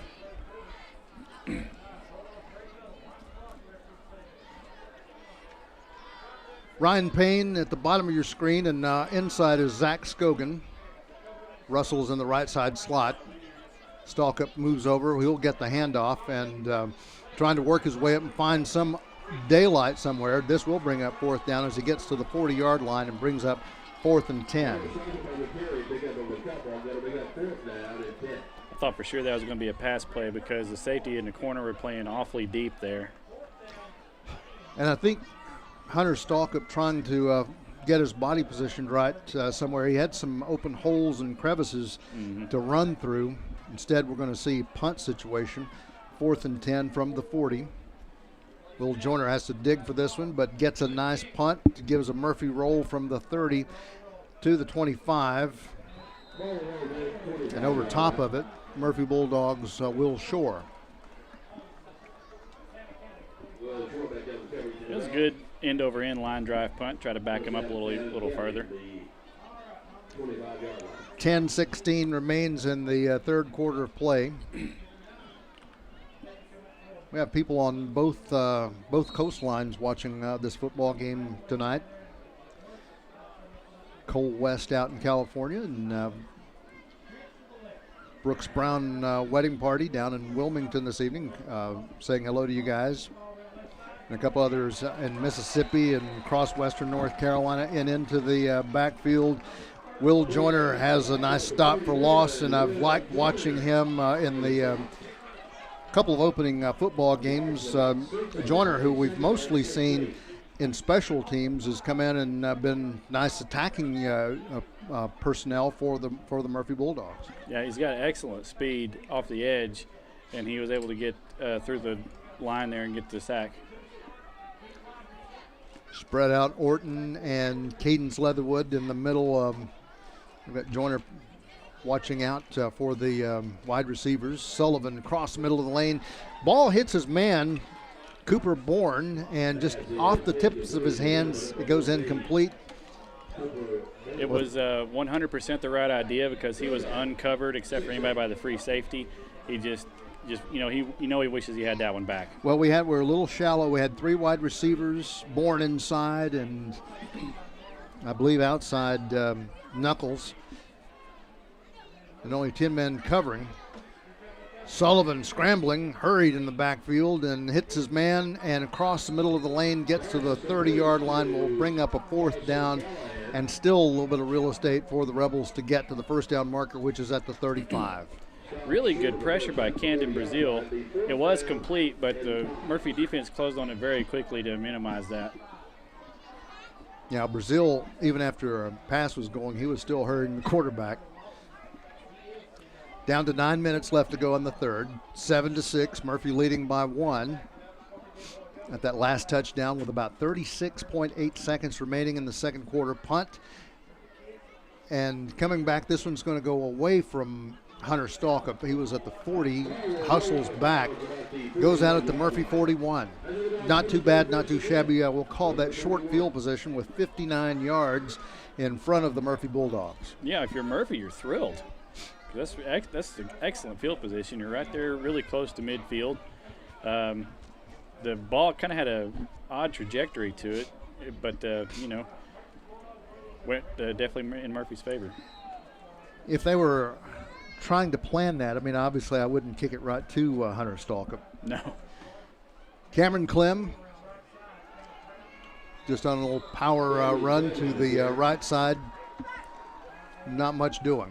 Yeah, I think he ran into Braden Taylor again, one of their leading tacklers tonight. There's just we've seen it all night. There's just really not much room up the middle. He and Isaac Watkins have been plugging the holes for the Rebels on the front line. Case Holloway is next to him, along on the front line, number 10, Luke Holzenbach.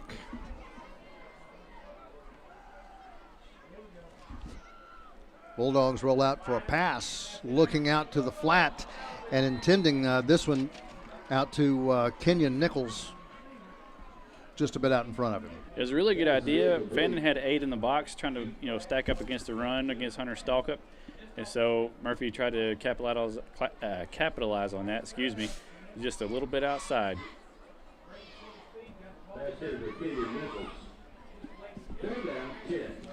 Third and 10 from the Murphy 41. Back right where we started, we were trying to make up some yardage. Brady Grant in shotgun. Trenton Russell in motion. Play action. Dumps it out, hits his man. Trenton Russell gets the first down as he rolls across mid-pitch and gets over to roughly the 47, I believe is where he comes to a rest. Ball's going to be placed at the 48. That was such a good pass and catch that the Fannin coach threw his hat on the ground.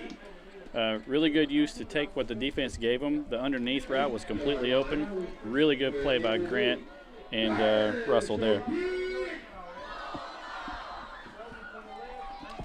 First and 10 from the Rebels 48. Hunter Stalkup makes his way through the line. Is going to be brought down by Holzenbach from the line. Had a little bit of room there. He picked up 4 yards off this, brings up 2nd and 6. Ball is going to be at the 44 in Rebel territory.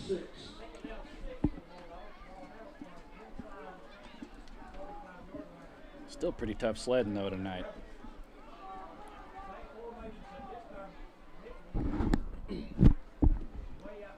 Brady Grant having to scramble for the ball. This one goes past him on the, almost intercepted. Looking out to Ryan Payne. And Sullivan. Was that Sullivan? Yeah. Almost had a pick. Go ahead. I was just going to say, it's one of those times when you're thinking touchdown before you catch it. Third down, 6 yards to go, still at the 44. Russell sachets off, comes over with Zach Scogan inside and Ryan Payne outside. Trenton Russell's on the right side slot. Grant and shotgun, Cameron Clem, and no, loose ball, fumble, and this one's going to be picked up by the Rebels, I believe. I think it was 52. It was. John Holzenbach. Yeah, they tried that reverse again, and there was a bad exchange between Clem and I think Russell, and really bad break for Murphy. But if you're Fannin, you're set up really nice now. I'm sitting here looking at these. There are 3 Holzenbachs on this team. Oh, wow. Luke Holzenbach, number 10. John Holzenbach. Ben Holzenbach. I'm sitting here. This is such a difficult name to spit out real quickly, but Yeah. maybe won't have to call that too much. But the Holzenbach family doing the work for the Rebel defense. Sure are. 7:20 remains in the third quarter play. Rebels have the ball. First and 10 from their own 44-yard line. Sullivan in shotgun and whistle, and not a flag, but a timeout for the Fannin County Rebels.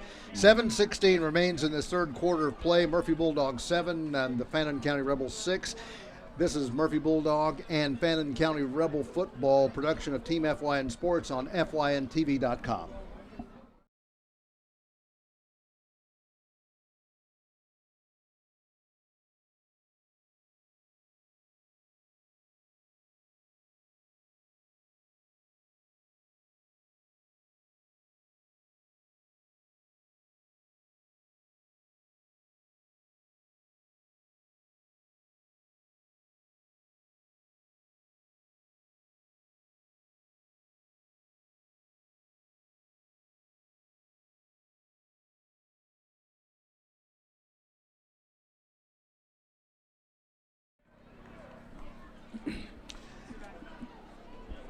Fannin County Rebels have the ball.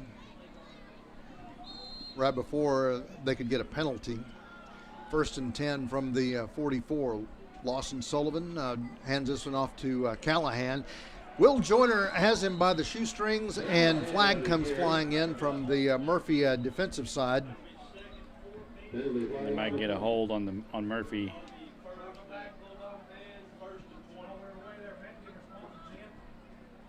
Just got to see which way they're motioning.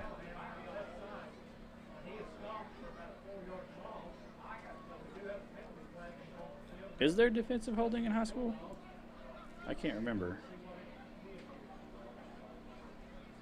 I was rolling that through my head because trying to see how that would play out. Yeah.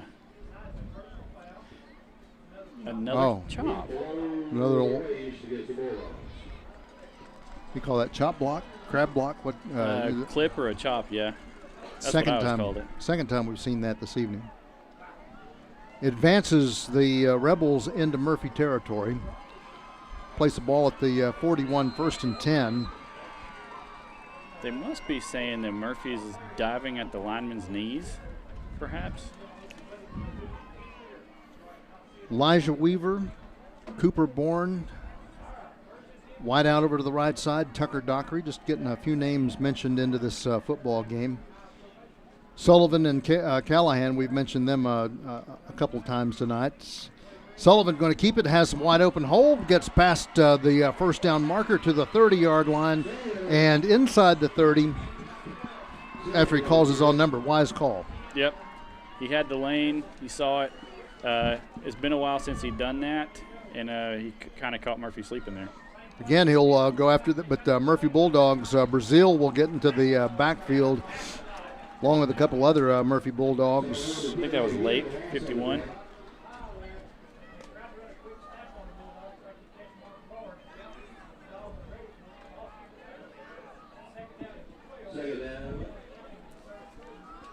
So second down and roughly 13. Ball is at the 32. One wide out to each side. Brody Pascal shifts over the left side slot. Sullivan going to get the protection. He'll pick up the lost yardage and almost get to the first down marker, which is laying just past the 20-yard line, down around the 19. He'll get over to about the 22 or the 23. So bring up second and roughly 4. Yeah, Fannin's kind of using that muddle huddle strategy. It's not like it's not no huddle, but they're just kind of, like they're lined up shoulder to shoulder, and they're just running to their spot. Case Holloway, number 62, 55, Baylor Twiggs. A couple other players playing up on the line for the Rebels. Sullivan back in shotgun. One wide to the right is Weaver, Elijah Weaver. And into the middle, Sullivan is going to be wrapped up by Brazil in the initial, and coming up right from behind. I want to say maybe we had our mystery man, number 51, for the Bulldogs. I thought I saw one of the refs throw a flag.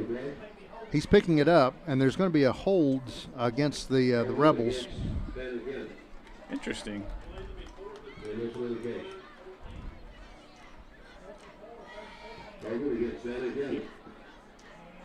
Coach Watson's got a decision to make now. So he's going to go with a 3rd and long. Considering where they're at, that's probably the best call, I would say. Back them up a little bit further out of field goal range.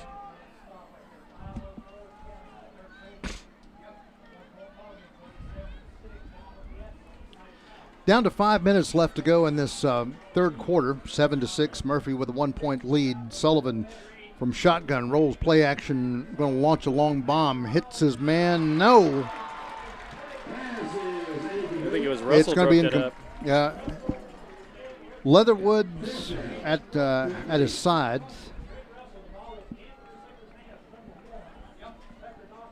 That was the right call. He was open, but Murphy closed really quickly. No other scoring updates that we have. We were watching that Cherokee Mount Zion football game, and last we had, they were at halftime. Cherokee was leading 19-6. See if I can get the reporters to get back on the line. Dropping back, looking for a pass, 4th and 14. Long bomb pass going out, intended for his man, and he got it. Touchdown. 33-yard touchdown pass. I think there's a marker on the field. If it's a pass interference, it'll probably get declined.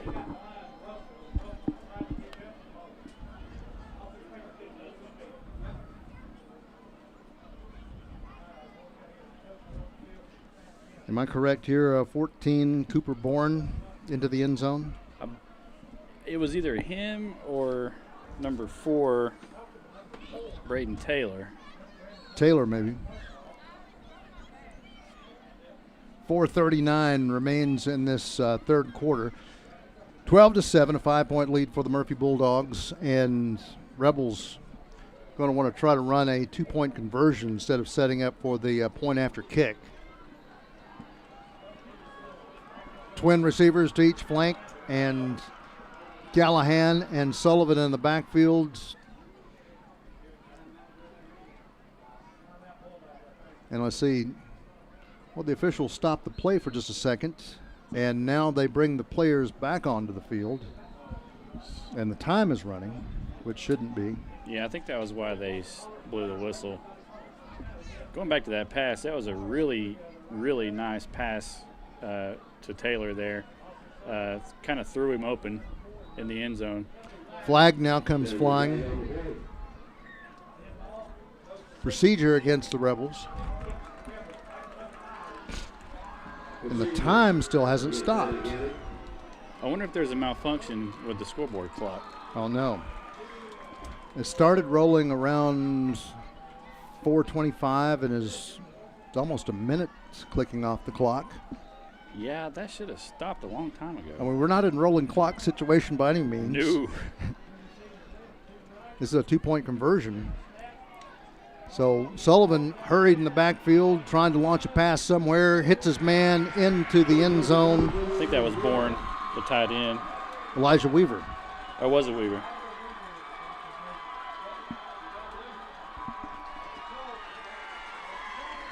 So with that, it is 14, the Fannin County Rebels, 7 for the Murphy Bulldogs. Time is still rolling.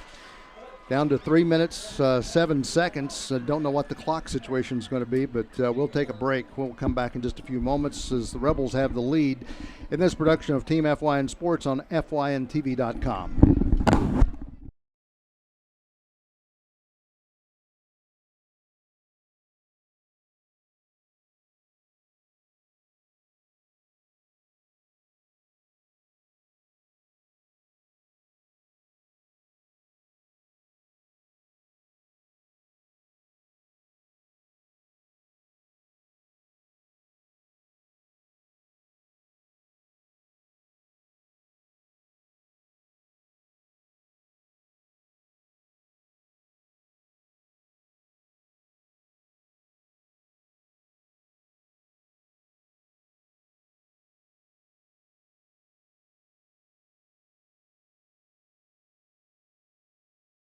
There's no client too young or too old to sit in our chairs, and we promise you'll leave with a smile on your face.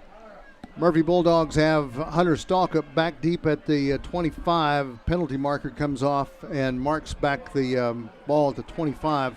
Stalkup runs after, picks it up at the 18, turns it back from the 15, touchback 20, into the 30, up the field, gets over to the roughly the 40-yard line. He'll be brought down around the 39, but I believe they're going to give him a ball planted at the 40.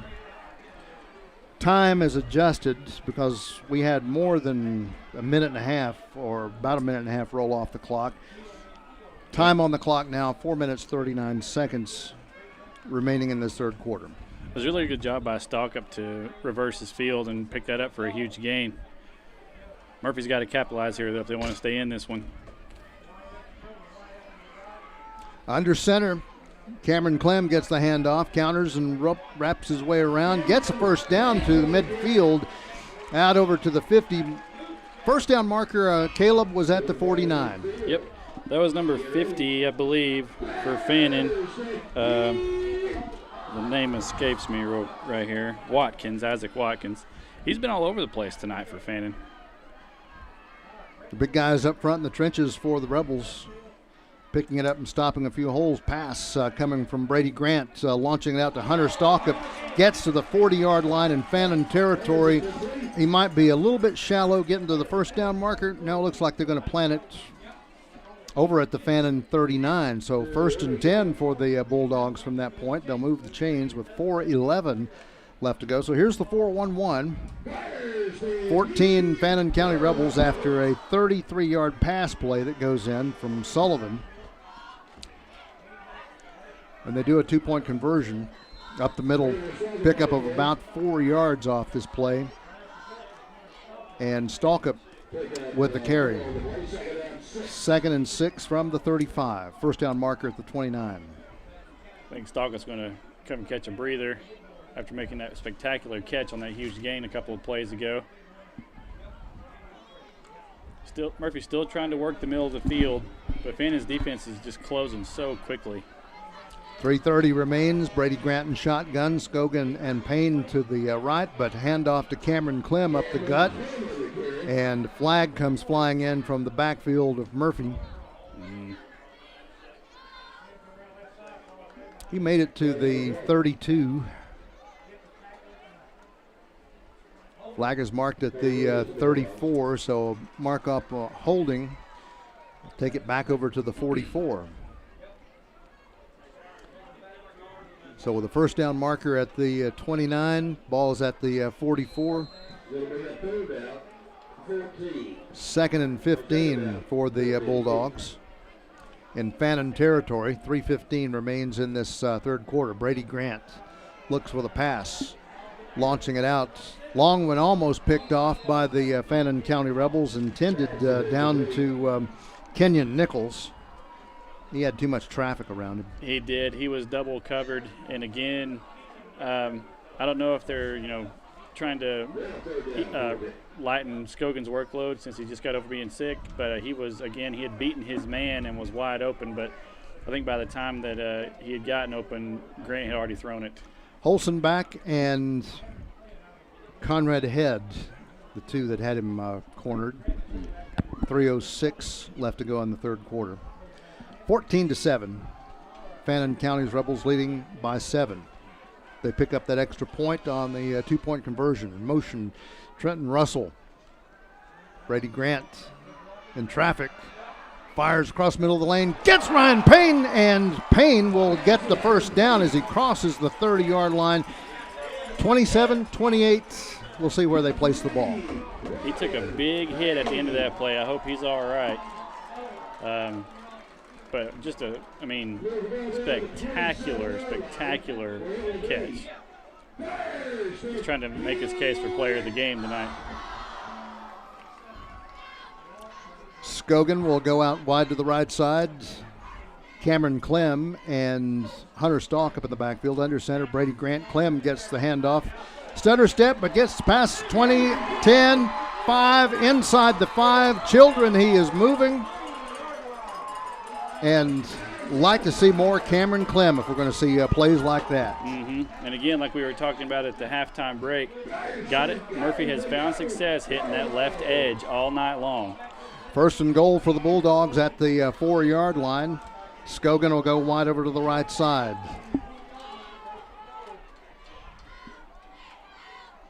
Dropping back and looking, they had into the end zone. Did Stalkup hold on to it long enough? No.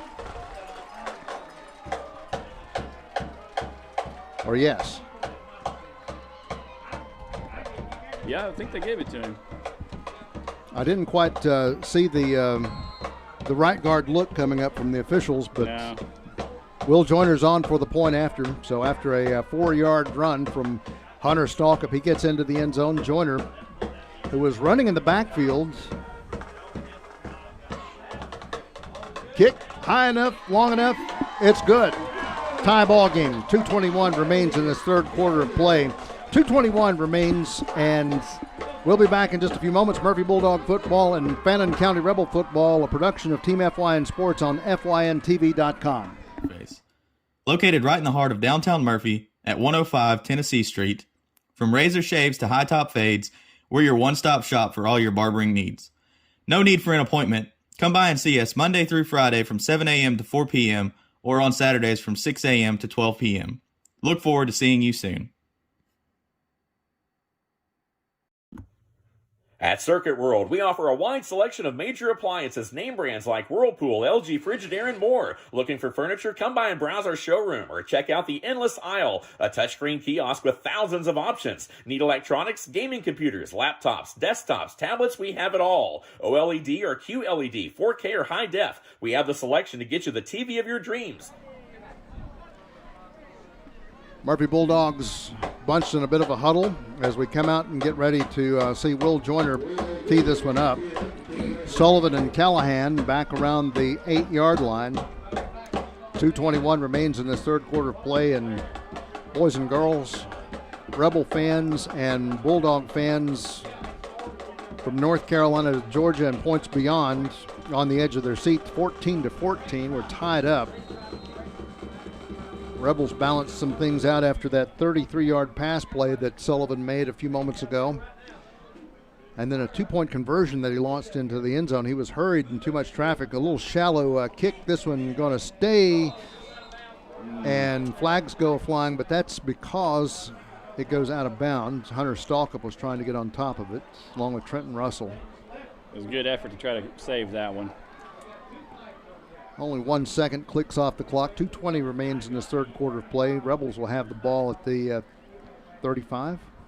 I think that's where they bring it to. All right. I was about to ask you, but I had 35 in my head.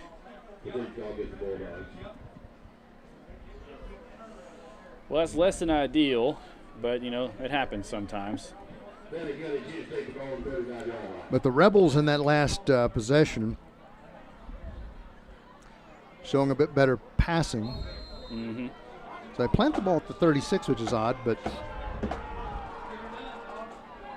yeah, at the 35 is where it should be. But anyhow, regardless, Sullivan and Cahill in the back. Sullivan, the quarterback for the Rebels, hands it off to, or rather, Callahan, not Cahill, but Callahan. He will make no gain. Should come back to the 35, 2nd and 10. I think, was that Brazil and a couple others on that one? Yeah, and maybe Ryan Payne coming in to clean things off. All right. Wide over left side, Elijah Weaver. 3 receivers to the right. And Lawson Sullivan. Shotgun with Callahan to his left now. Fake handoff. Sullivan going to try to bring it up the middle, and flag goes flying at Sullivan's feet as he crosses the 40-yard line. It came flying from the defense. I don't know if this is going to be another clip or a hold. Holding against the Rebels.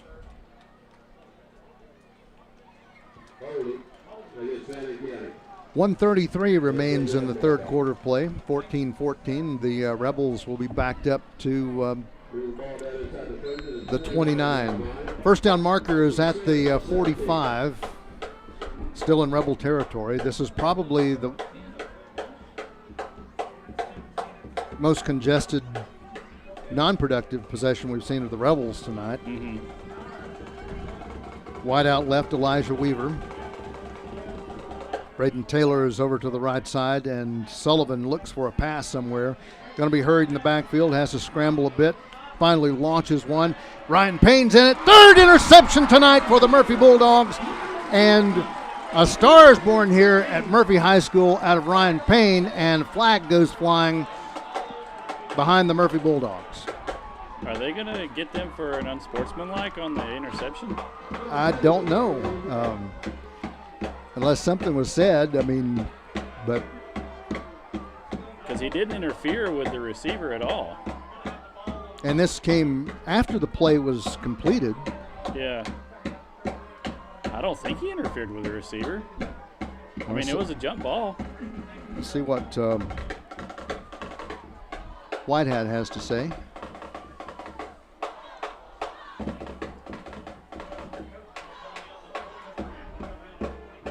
unsportsmanlike conduct against the Murphy Bulldogs. So I don't know if that was I didn't a little taunting after that. I mean, because it didn't see any kind of late hits or any kind of or something was said. I don't know. I think you're right. I think it probably was a taunt because I mean, surely you can't get a unsportsmanlike for a celebration after a pick. So from the 23, 1st and 10 for the Bulldogs. Brady Grant's under center. And is this Cameron Clem? I'm having to peer around the corner of the window. It was. Okay.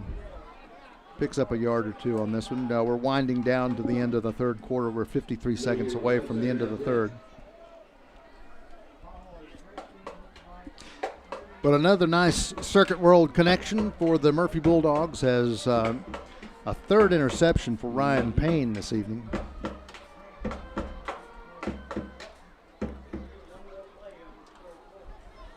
Just outstanding presence of mind and ball awareness. 2nd and 10 from the 23. Brady Grant is under center. He'll roll around, play action, throws a pass down, intercepted by the Rebels. Catch the number here, and going to be number one, Tucker Dockery. And the Rebels' eyes for the next 13.9 seconds.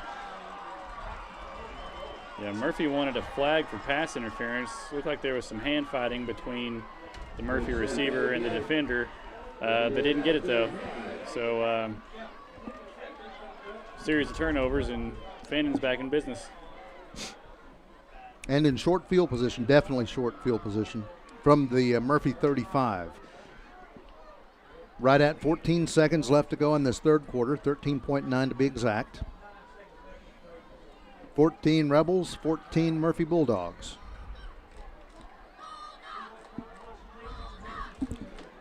Just a moment, we'll update you who the Bulldogs and who the Rebels will play next week. Of course, we've got another quarter. We've got another flag that comes flying.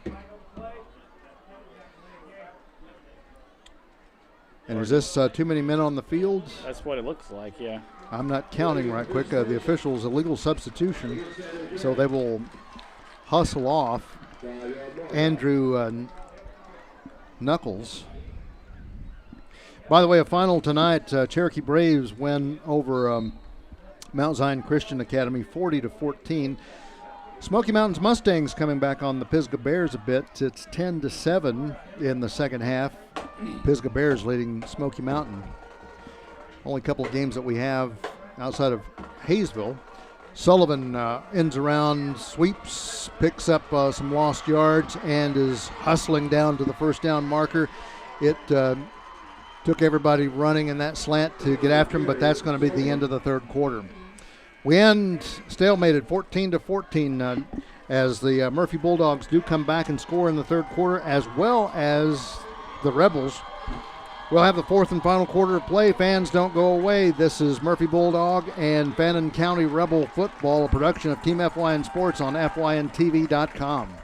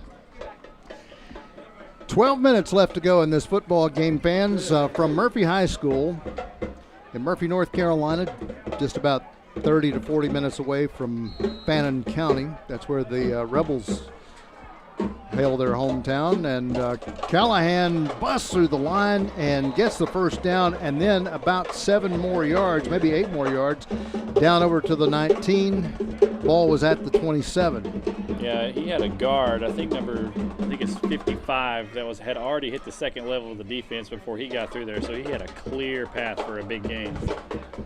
And no stopping that guy. Done well all night. I have this little saying, if something's happening over and over, you just feed the pig. Oh, yeah. Until they can't eat anymore. Wide over to the left side, Elijah Weaver. One wide over to the right side, but handoff Callahan from the 20, 15, and gang tackle, as I believe Cadence Leatherwood had him stop. Will Joyner, Ryan Payne come in and stop, and it's going to be Fannin County gets a holding call, so back them up 10 yards. Into the red zone, and ball is going to be placed at the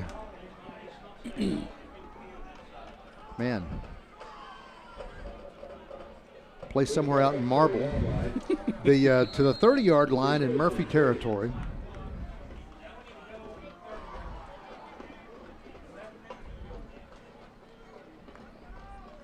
First down marker is at the 10, so 1st and 20. Twin receivers on each side, and Sullivan shotgun. Drops back, definitely looking for a pass. Shallow pass, it comes in and hits his man, number 4, Braden Taylor. Taylor will get the first down and get inside the 10. It's an impressive run after the catch there. So definitely inside. We haven't seen them really kick but one time. So I don't know if defense posts everybody up and you try a field goal to go ahead. I mean, that would be... I'm just saying, that's a possibility. Yeah. I mean, Murphy would take it, no doubt. Weaver wide to the right side. Everybody else is packed in on the line. Sullivan and Callahan in the backfield. Big men shift over to the left side slot. Sullivan getting the protection, but he's going to be eaten up as he gets down over to the 5. He picks up maybe 2 yards off this play. 2nd and goal from the 5. He ran right into Brody Orton, and Brody Orton put a good lick on him. It's the hair. It must be. Yeah.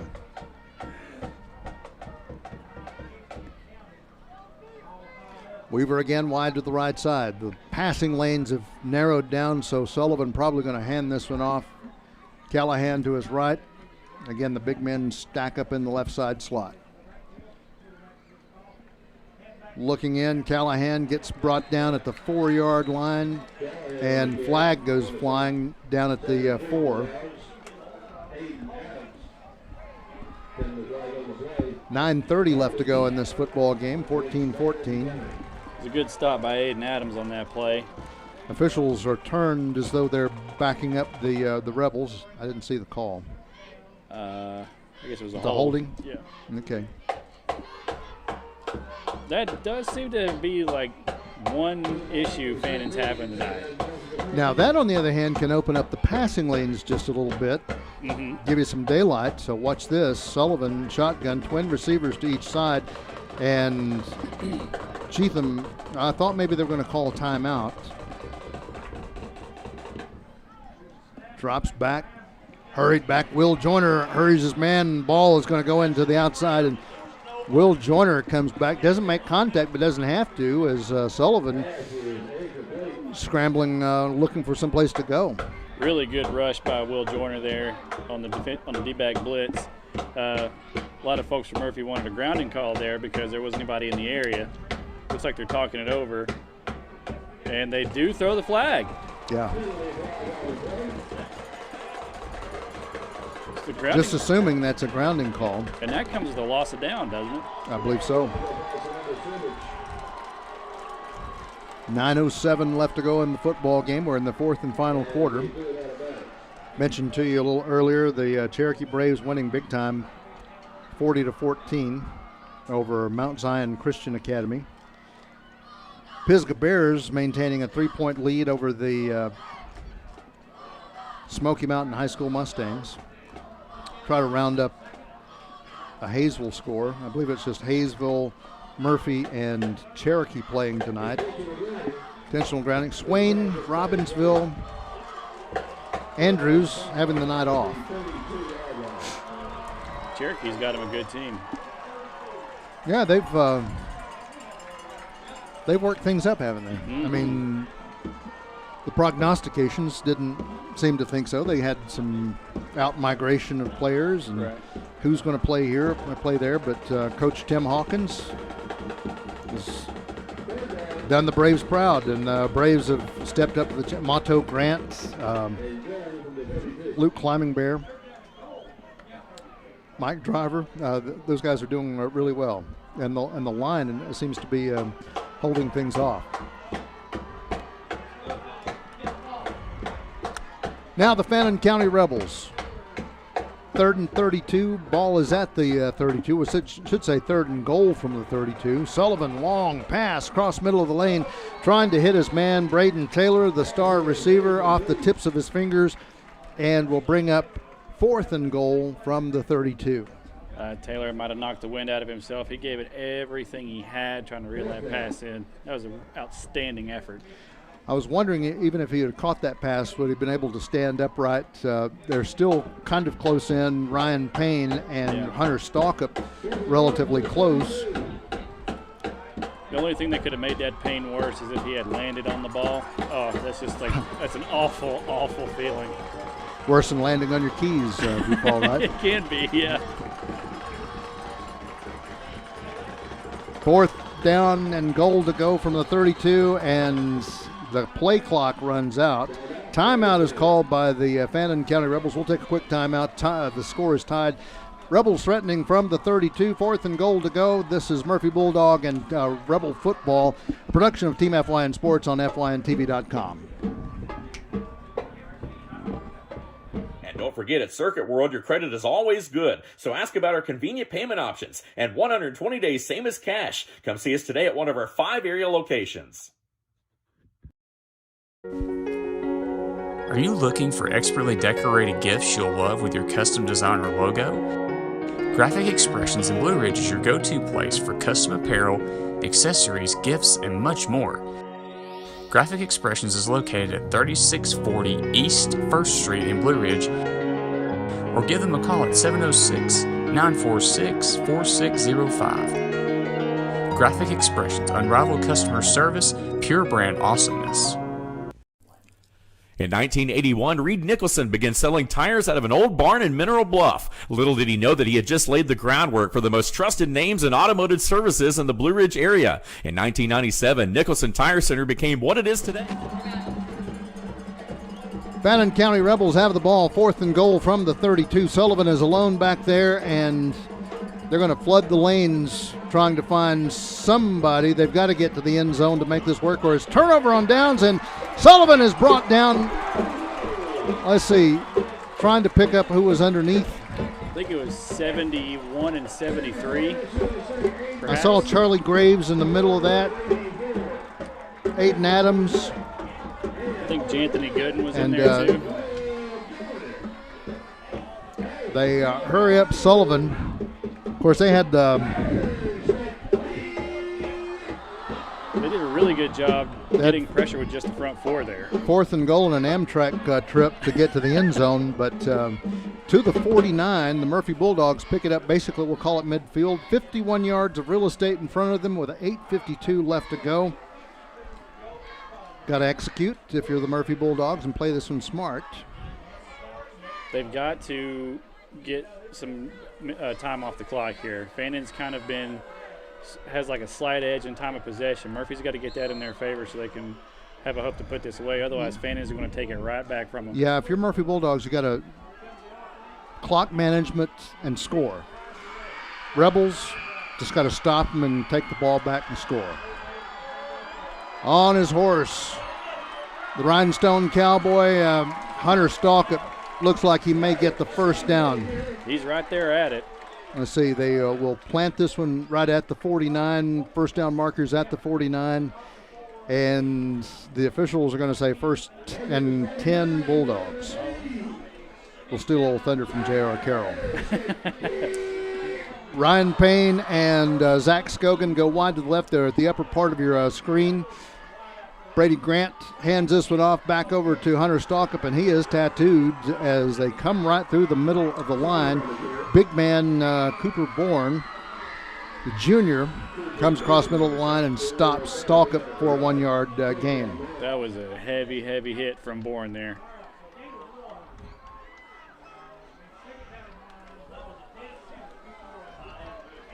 Payne and Zach Scogan wide to the left side. Brady Grant in shotgun. Stalkup will move off to the left, looking for that screen pass. Oh, off the tips of his hands. We could see that one. It was almost telegraphed where we knew that one was going. And we'll bring up 3rd down. Yeah, Grant kind of stared him down the whole way, and Fannin picked up on it. Stalkup was double covered, even if he had caught that. I mean, he'd have made some yards, but not as many as they would have hoped for. Brady Grant back out to the field after he gets a word with Joseph Watson. Payne runs out of the huddle, and he knows what the play's going to be. Scogan out to the left. Stalkup is in the back. Actually, Stalkup and Trenton Russell in the slots. Grant having to run it himself. Runs it up the field, slides, and will almost get the... they hit him in the head. They got a flag. Is that kind of like targeting? Yeah. He's shy of the first down, but I believe penalty may push this one along. Let's see what the officials have to say. Fannin's going to argue that he gave himself up as a runner, but, I mean, they still nailed him right in the head. If anything, they'll red tape it and say it was helmet-to-helmet contact. I was getting ready to say that. Sorry. It's okay. You're allowed. 7:43 remains in this football game. Fans, don't go away because this one's a good one.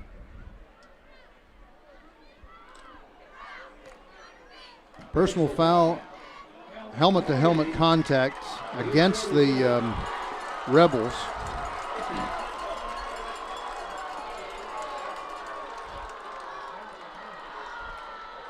Glad to see the Grant's okay.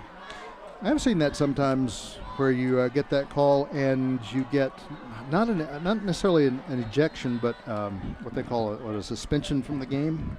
It'll be an ejection, yeah. Or, well, yeah, it could be either one. Well, you don't necessarily want, because an ejection puts you out of this game and next game, but the suspension puts you just out of this game. But Stalkup with the ball, and the Rebels flock to him like bees back to the hive. He picks up maybe a yard, half a yard, or maybe, well, no gain. Ball's placed at the 27. So they'll say it's a pickup of 2, so 2nd and 8. 7 minutes left to go. Payne and Scogan on the outside, Russell on the right side slot. Stalkup in the backfield with Brady Grant and shotgun. Play action, rolls, launches it out, finds his man Ryan Payne, but just off the tips of his hands. Right in behind him was Elijah Weaver for the coverage. Yeah, just a little bit behind. Allowed the defender to close. But, I mean, you knew, like you said earlier, you knew where it was going because he was open. Just a tough break.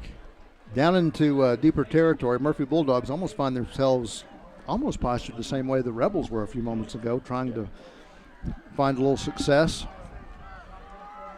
And, I mean, while they've gained yardage on, like, some penalties and things, they've had a lot of stoppages, which they don't want. They want that clock to keep going. Same formation we've had. Brady Grant handing it off to Hunter Stalkup. We're going to go onto the ground on this one, pick up a few yards, maybe 5. So we'll bring up about a 4th and 3, our guess. Brandon, you'd know better than me. What's Will Joyner's max range on his kicks? Man, what do you guess? 40 yards? 44? 45? 40 warm-ups. Yeah.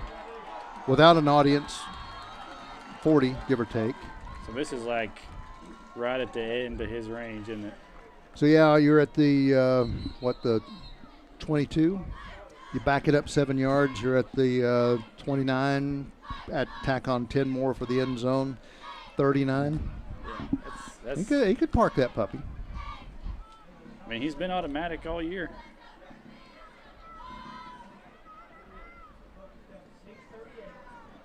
And they talked to Will on the side.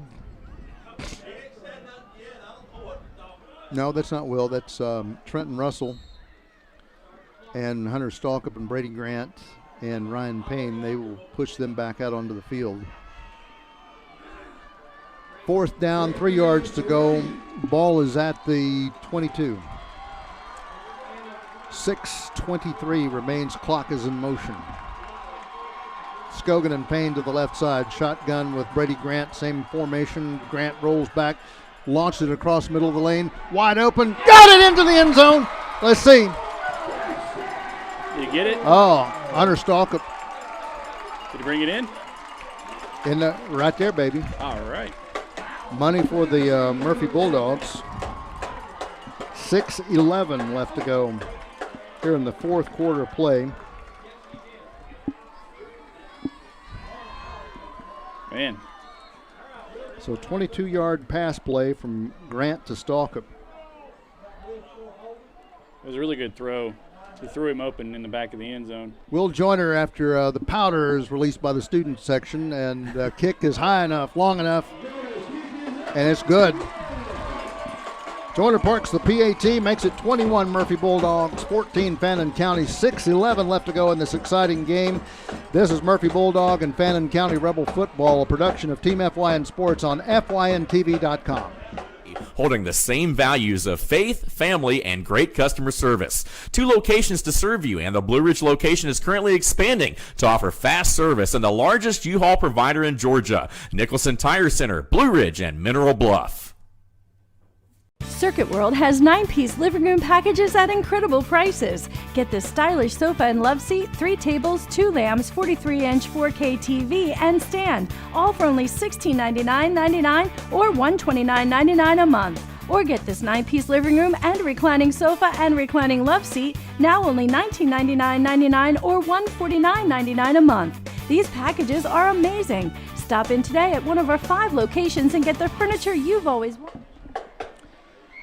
So the Murphy Bulldogs, we were talking a little earlier, spinning the hay into gold. They get 7 points off a 22-yard pass play from Brady Grant to Hunter Stalkup into the back of the end zone. That was going to be close, but it's there. Officials give the right guard look. Will Joyner parks the PAT. It's Murphy 21, Fannin County Rebels 14. Callahan and Sullivan back at the 8-yard line, give or take. Ball rolls up a little shy, and the up man, number 1 for the Rebels, Tucker Dockery, fields it, and it'll be at the 36-yard line. So 64 yards of real estate in front of the Fannin County Rebels, and quite frankly, Caleb, that could be short field position. It could because they've been running well, but that last possession just they got down into the red zone. Ball kept coming back out. Finally got over, to the 32, 33-yard line. And if they're going to have any success through the air, they've got to throw it away from where Zach Payne is. Bulldogs get into the back looking for Lawrence Sullivan, and he will end around to the right side on the sweep. And that was Will Shore with a pretty rough hit, and the Fannin coach is wanting a horse collar tackle. Big guy Will Shore, 5'10", 140 pounds. Way to lick on him.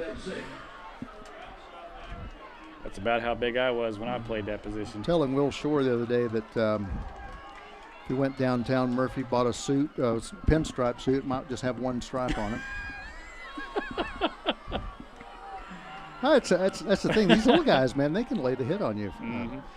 5:20 left to go in this football game. Clock is in motion. Sullivan looks back for a handoff, but he's going to be sacked in the backfield. I think that was Landon Lape and Charlie Graves? yes. Charlie Graves last week, 3 solo sacks on Smoky Mountain. He was in on a few others, so it's almost like that little poem I was telling Jake West. It's like that poem, Going to St. Ides. I met 7 guys who had 7 sacks, and each sack, with wives and 7 cats and all that stuff. Charlie Graves with the 7 sacks. That's fitting. They actually had 8 sacks for Murphy total. Wow. Brazil came in for the last to stop the game pretty much. Sullivan in traffic. Gets past big man, and man alive, looked like he was going to be in some traffic, going to be hurried, but got past Aiden Adams and got the first down. I think Brazil, who you just mentioned, I think he over pursued a little bit on that one and missed the tackle. Tough beat.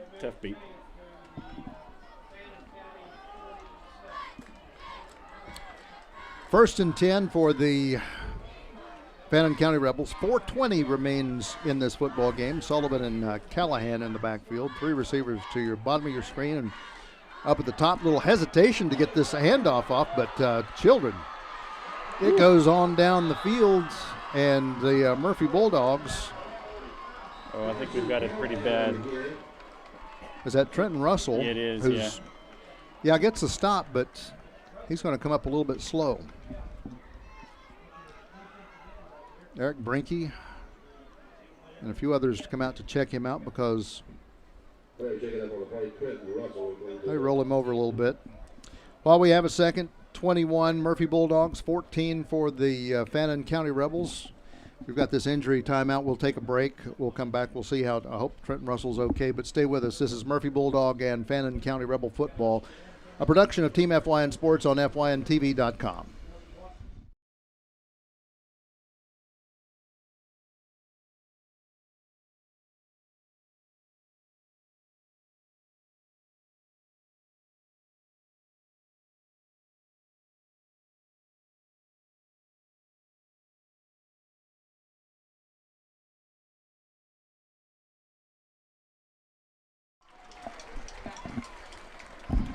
Trenton Russell comes up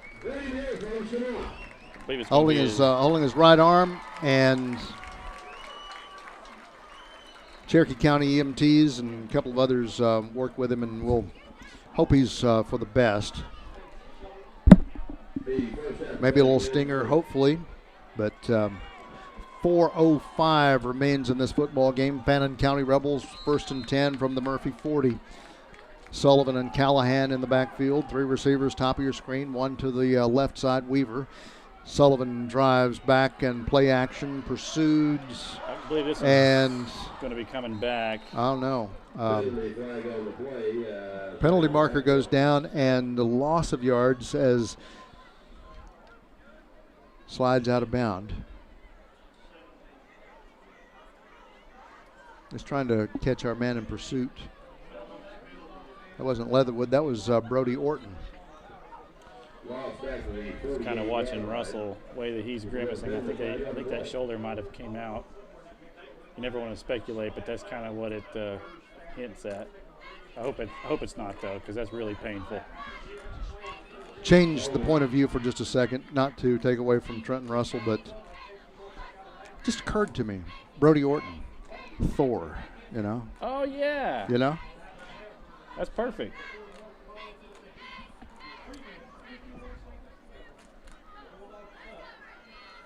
All right, so the deliberation with the officials, and we get ball set over at the Murphy 48. Okay, so the penalty that was assumed here was pushed away. It'll bring up 2nd and, well, the first down marker is at the 30-yard line. Ball is at the 48, so that's 2nd and 18. 3:45 left to go. Clock becomes a big issue here because, again, Rebels, if they score, then it's not a lot of time for the Murphy Bulldogs to come back. Trying to throw a screen out across the middle of the way. Was that going to Callahan and threw it at his feet? And to kind of piggyback off of what you said, Brandon, now, since there's not much time left on the clock, it kind of makes Fannin almost one-dimensional, being down 7. You know what they're going to have to do, but the problem is you know that they can do it because they've done it several times tonight. So you've got to be smart about your alignments on defense. Cameron Clem comes in to take the place for Trenton Russell. Will Joyner puts out a few commands to the defense, watching for the pass. Sullivan drops back over to the 43, rocks on his horse, and pass in and out of the hands of his intended receiver. I think that was Callahan again. Yeah. It was a good effort. Kind of your all-purpose guy. I mean, you want to see, like, you know, of course, you're the guy who has been able to do things, Braden Taylor. Mm-hmm. He's been really good receiver for the Rebels. But, hey, man, if Callahan's pulling it in, oh yeah, throw it to him. Let him run it. 21 Murphy Bulldogs, 14 Fannin County Rebels. Fannin with the ball, 4th and 18. 3:37 remaining in this game, and the Murphy Bulldogs want to talk this one over. We'll have a moment to talk it over again. We'll come back in just a few moments. This is Murphy Bulldog and Fannin County Rebel Football, a production of Team FYN Sports on FYNTV.com.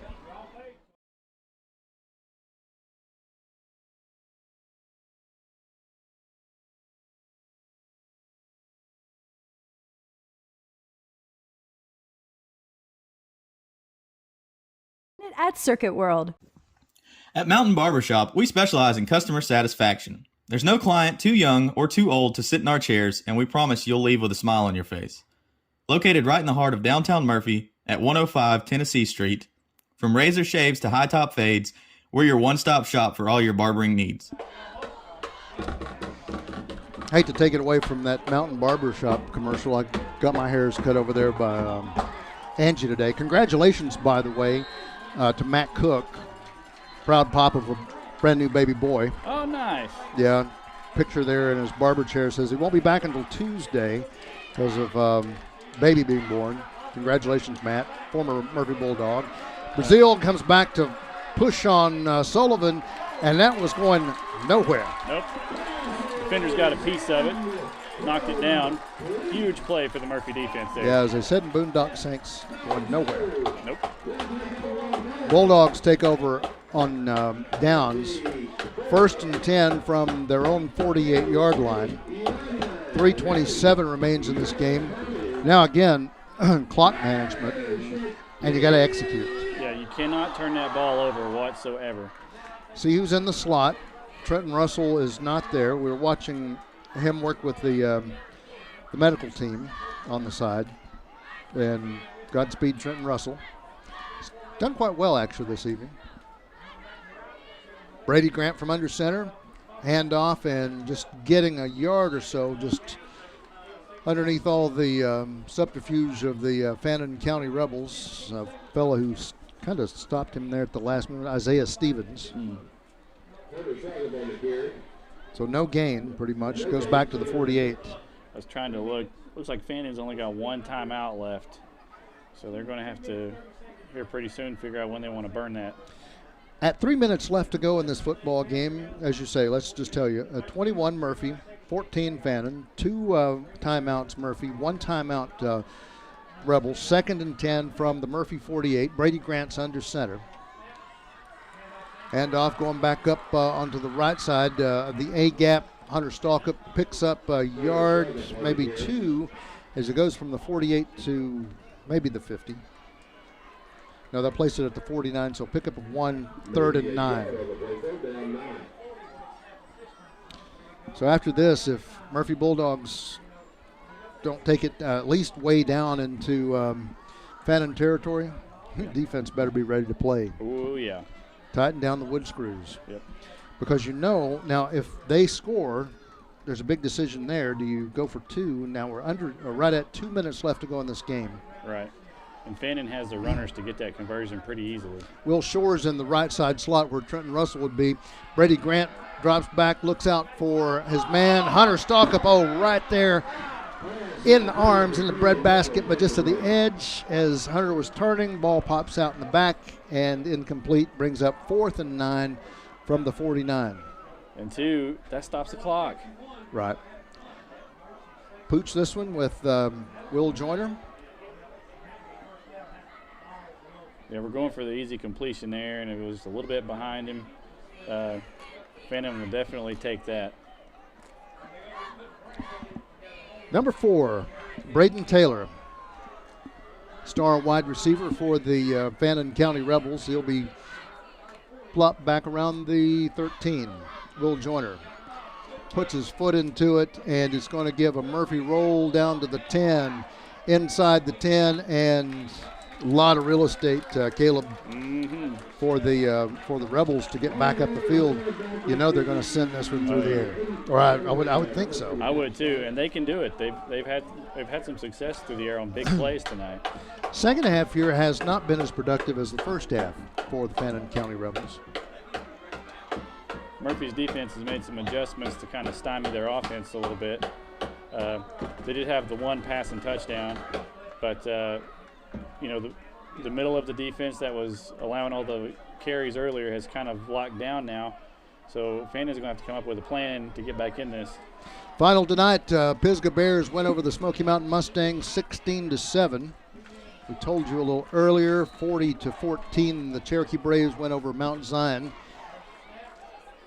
Sullivan launches this one across the middle of the lane, and wow, Will Shore, not quite there, but that was dangerous. Yeah, a little miscommunication between the running back and the receiver as to who was supposed to break, and pass went right between them.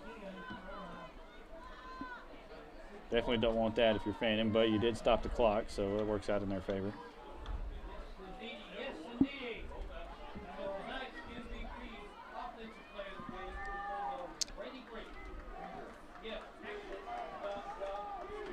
Sullivan and Callahan in the backfield, 2nd and 10 from the 8. Sullivan guns this one out and looking for his man, Tucker Dockery. Complete. Yeah, caught it on his knee, so they're going to mark him about about a 4 or 5 yard gain? Yeah. Not quite half the distance. Roughly about, 3rd and 6? Yeah. 3 receivers to the bottom of your screen and 1 to the top. Sullivan looks going to be hurried and taken down in the backfield. Brazil. Camden comes in and lays the hurt on him. Lots of speed off the edge by Brazil. I think he got a little wind knocked out of him there on that landing, but huge play that Murphy absolutely had to have. This is what brings up a 4th down. Yeah, and I think Fannin just burnt their last timeout. There are no timeouts. 2 timeouts, Murphy Bulldogs, with 60 seconds left on the clock. Still, I don't put it past anybody to don't walk away from this game. No. Don't head to the cars. Don't look for something else to watch. This one's 4th and roughly about 12. Ball is on the, should be about on the 6, if that's the case, because they started out on the 8. Yeah. I thought he might have lost a little bit. Yeah, they're going to say 4th and 12. Sullivan in shotgun, Callahan to his right. He'll drop back. Going to be chased in the backfield. Launches this one and hits his man. Does he make it? Yes. Yeah, but the clock's running. Still alive. No. Oh. First down. They move the chains. Ah. So. I forgot that it stopped on the first. I don't know if they'll spike this one, but. Nope, they're going. Pass. Connects to Dockery. Steps out of bound. That stops the clock. 43.4 seconds. Told you. Yep, they got something going now.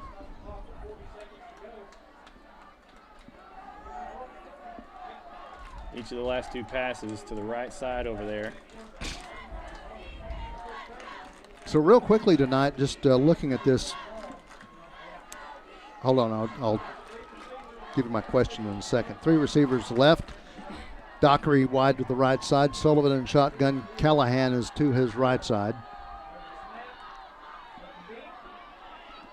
Long bomb just a bit out in front of Dockery. 37.6 seconds, and a third down comes up for the Rebels. Dockery gave it everything he had on that one. Just a supposition here, 21-14. Let's was looking, put in your mindset, player of the game. If this lands either in Murphy territory or if it lands in Rebel territory, because really 37 seconds, anything can happen, especially with this explosive team that the Rebels have. So just be thinking. Yeah. Sullivan, alone in the backfield, hurried back there by Brazil, and throws this one away. I've got one name for Fannin, and I got 2 from Murphy that I'm kind of torn between. All right, roll those out in just 32.7 seconds. For Fannin, Callahan keeps coming back to mind. Right. Sullivan would be a close second because they've both just been running all over the place. But Callahan with the touchdowns. And then for Murphy, I was a defender, so I'm leaning towards Zach Payne. Ryan Payne. 3 picks, or Ryan Payne, yeah. Yeah. And then, but if you look at it from an offensive perspective, you got to go Hunter Stalker, because right now he's got all of Murphy's points. The big thing there is some of that was set up by Ryan Payne. Yeah. So. Yeah. So I mean, that's why I'm leaning Ryan Payne, because he's had such an impact on this game. Flag goes down, and there was no time on the play clock, and it's going to be a delay of game. So by that logic, the inertia pushes me toward Ryan Payne. Yeah. And I got to give an honorable mention to Will Joyner, mainly because he's family. Is that right? Yeah, but he, like you said earlier, he has played so many phases of the game and been everywhere tonight. Just really, really helping Murphy out. 32.7 seconds, 4th and 10. Sullivan having to get over to the 40 or to the 37-yard line. He gets there plus some, and he steps out of bounds in Murphy territory at the 41, give or take. I think the officials are going to say the 45. He may have stepped out with 23 seconds remaining. It's a big play for Fannin that they absolutely had to have. Right. It's just crushing for Murphy. They've got to get some fresh bodies out there on defense. Some of those guys are a little bit winded.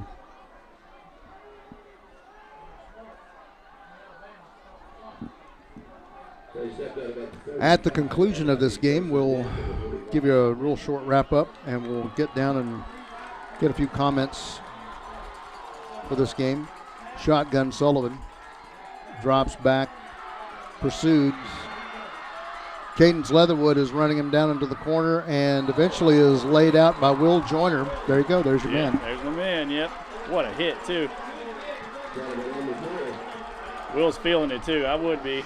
That almost reminds me several years ago, University of North Carolina had a real tall punter, kicker, Grant Shalleck. Mm-hmm. And actually played soccer at Smoky Mountain High School.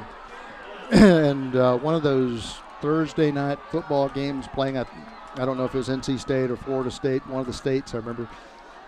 He was last line of defense and laid out the guy, and CB or ABC was like, wow, this is how, you play. Everybody plays football. It's not just, the special teams lays back, but Will Joyner, I like his intensity. Oh yeah. 12 and a half seconds remains in this game, fans. 21 Murphy, 14 Rebels. Sullivan launches it across, hits his man, steps out of bounds. Braden Taylor keeps the Rebels alive at least for one more play, by 8 seconds on the play clock. So now, if you don't make it to touchdown town, you got to get out of bounds. Mm-hmm. And then you got to hustle back onto the field and know the next play. Yeah, it may not hurt for Murphy to get a couple of fresh bodies on the line, too, because those guys are tired. As mentioned, no timeouts for the Rebels. Yeah. Sullivan in shotgun, looks out. There's one man open, number 4, and 4.3 seconds. He hits Braden Taylor. That's Kind of all or none here. Yeah. Maybe. I mean, if they do a quick pass, they might get one more play off. But Almost do you stack the defense a little bit leaning over because they're going to go to that. They're on the narrow side with Fannin's sideline. yeah, And you see Dockery head that way. Also, we see Callahan head that way. So what do you think? I mean, they do pass have 3 going to to the go that left, way? though. Slant back. No, Sullivan stops. He can't pass. I think this He's is past the coming line of back. scrimmage. He's going to have to go and run. Time is out. Cameron Clem, he gets to the 3-yard line. The game is over, and the Murphy Bulldogs win by 7. I don't think it would have counted anyway because there's a flag on the field. And let's see. Now, hold on. Hold the phone for a second because Sullivan made it down, and penalty is declined smartly by the Murphy Bulldogs. Oh, But yeah. I'll tell you what, from last year's game that was a disaster for Murphy to come back, and this was, and Rebel fans or Murphy fans, whether you paid admission to get into this game or you watch this on TV tonight, you got your money's worth. Oh, yeah, it was a great game. The score was, somewhat pedestrian by those standards, but just watching the game, like you had said several times, it was a defensive battle between both teams, and it was really, really entertaining to watch. Review real quickly. First quarter, 4:46 after they burned down about 7 minutes, 15 seconds. Sullivan goes in for 2 yards. They missed the point after. Fannin County 6, Murphy 0.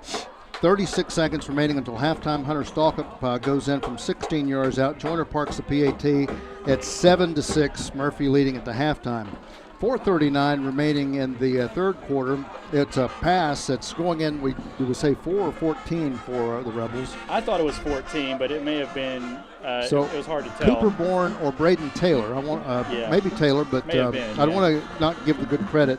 2-point conversion. They hit Weaver at Fannin County 14, Murphy 7. 4-yard run by Stalkup with 2:21 left to go in the third quarter. And then Will Joyner parks the PAT, ties the game up. That's after we had some good play from Ryan Payne, getting Stalkup down into good position. 6:11 left to go in the fourth quarter. 22-yard pass play from Grant to Stalkup. Joyner parks the PAT. Murphy wins 21-14. Again, our MVP or our player of the game this week. Got to go with Ryan Payne. Okay. So with that, I was going to tell you real quick, next game for the Murphy Bulldogs going to be the New Faith Christian Academy, and that'll be coming up 1 week from tonight. Just trying to maneuver around and see Fannin County with their next football game on their schedule, which will be 1 week from tonight with Gordon Central, and that'll be at 7:30. So good luck to both the Murphy Bulldogs and the Fannin County Rebels. Our crew tonight, Andrew Barley, working our camera and our soundboard this evening. Sarah Beth back with our technical assistants running the computers, making us look good. On play analysis this evening, Caleb English. Caleb, any last quick thoughts? I was just, it was a highly entertaining game. Really hard fought. Both teams played their guts out. Lots of really good plays from both sides. Ultimately, Murphy was able to put it away. Okay, thanks so much for watching in this evening, and thanks to our executive producer, Jake West, who is down in Wilmington this evening, and to the wedding party of Brooks Brown. We had Ray Tweedy Carroll tuning in, Cole West out in California, and all kinds of different people, Old Murphy Bulldog players from all over Western North Carolina. And thanks so much for tuning in to Murphy Bulldog and Fannin County Rebel Football, a production of Team FYN Sports on FYNTV.com.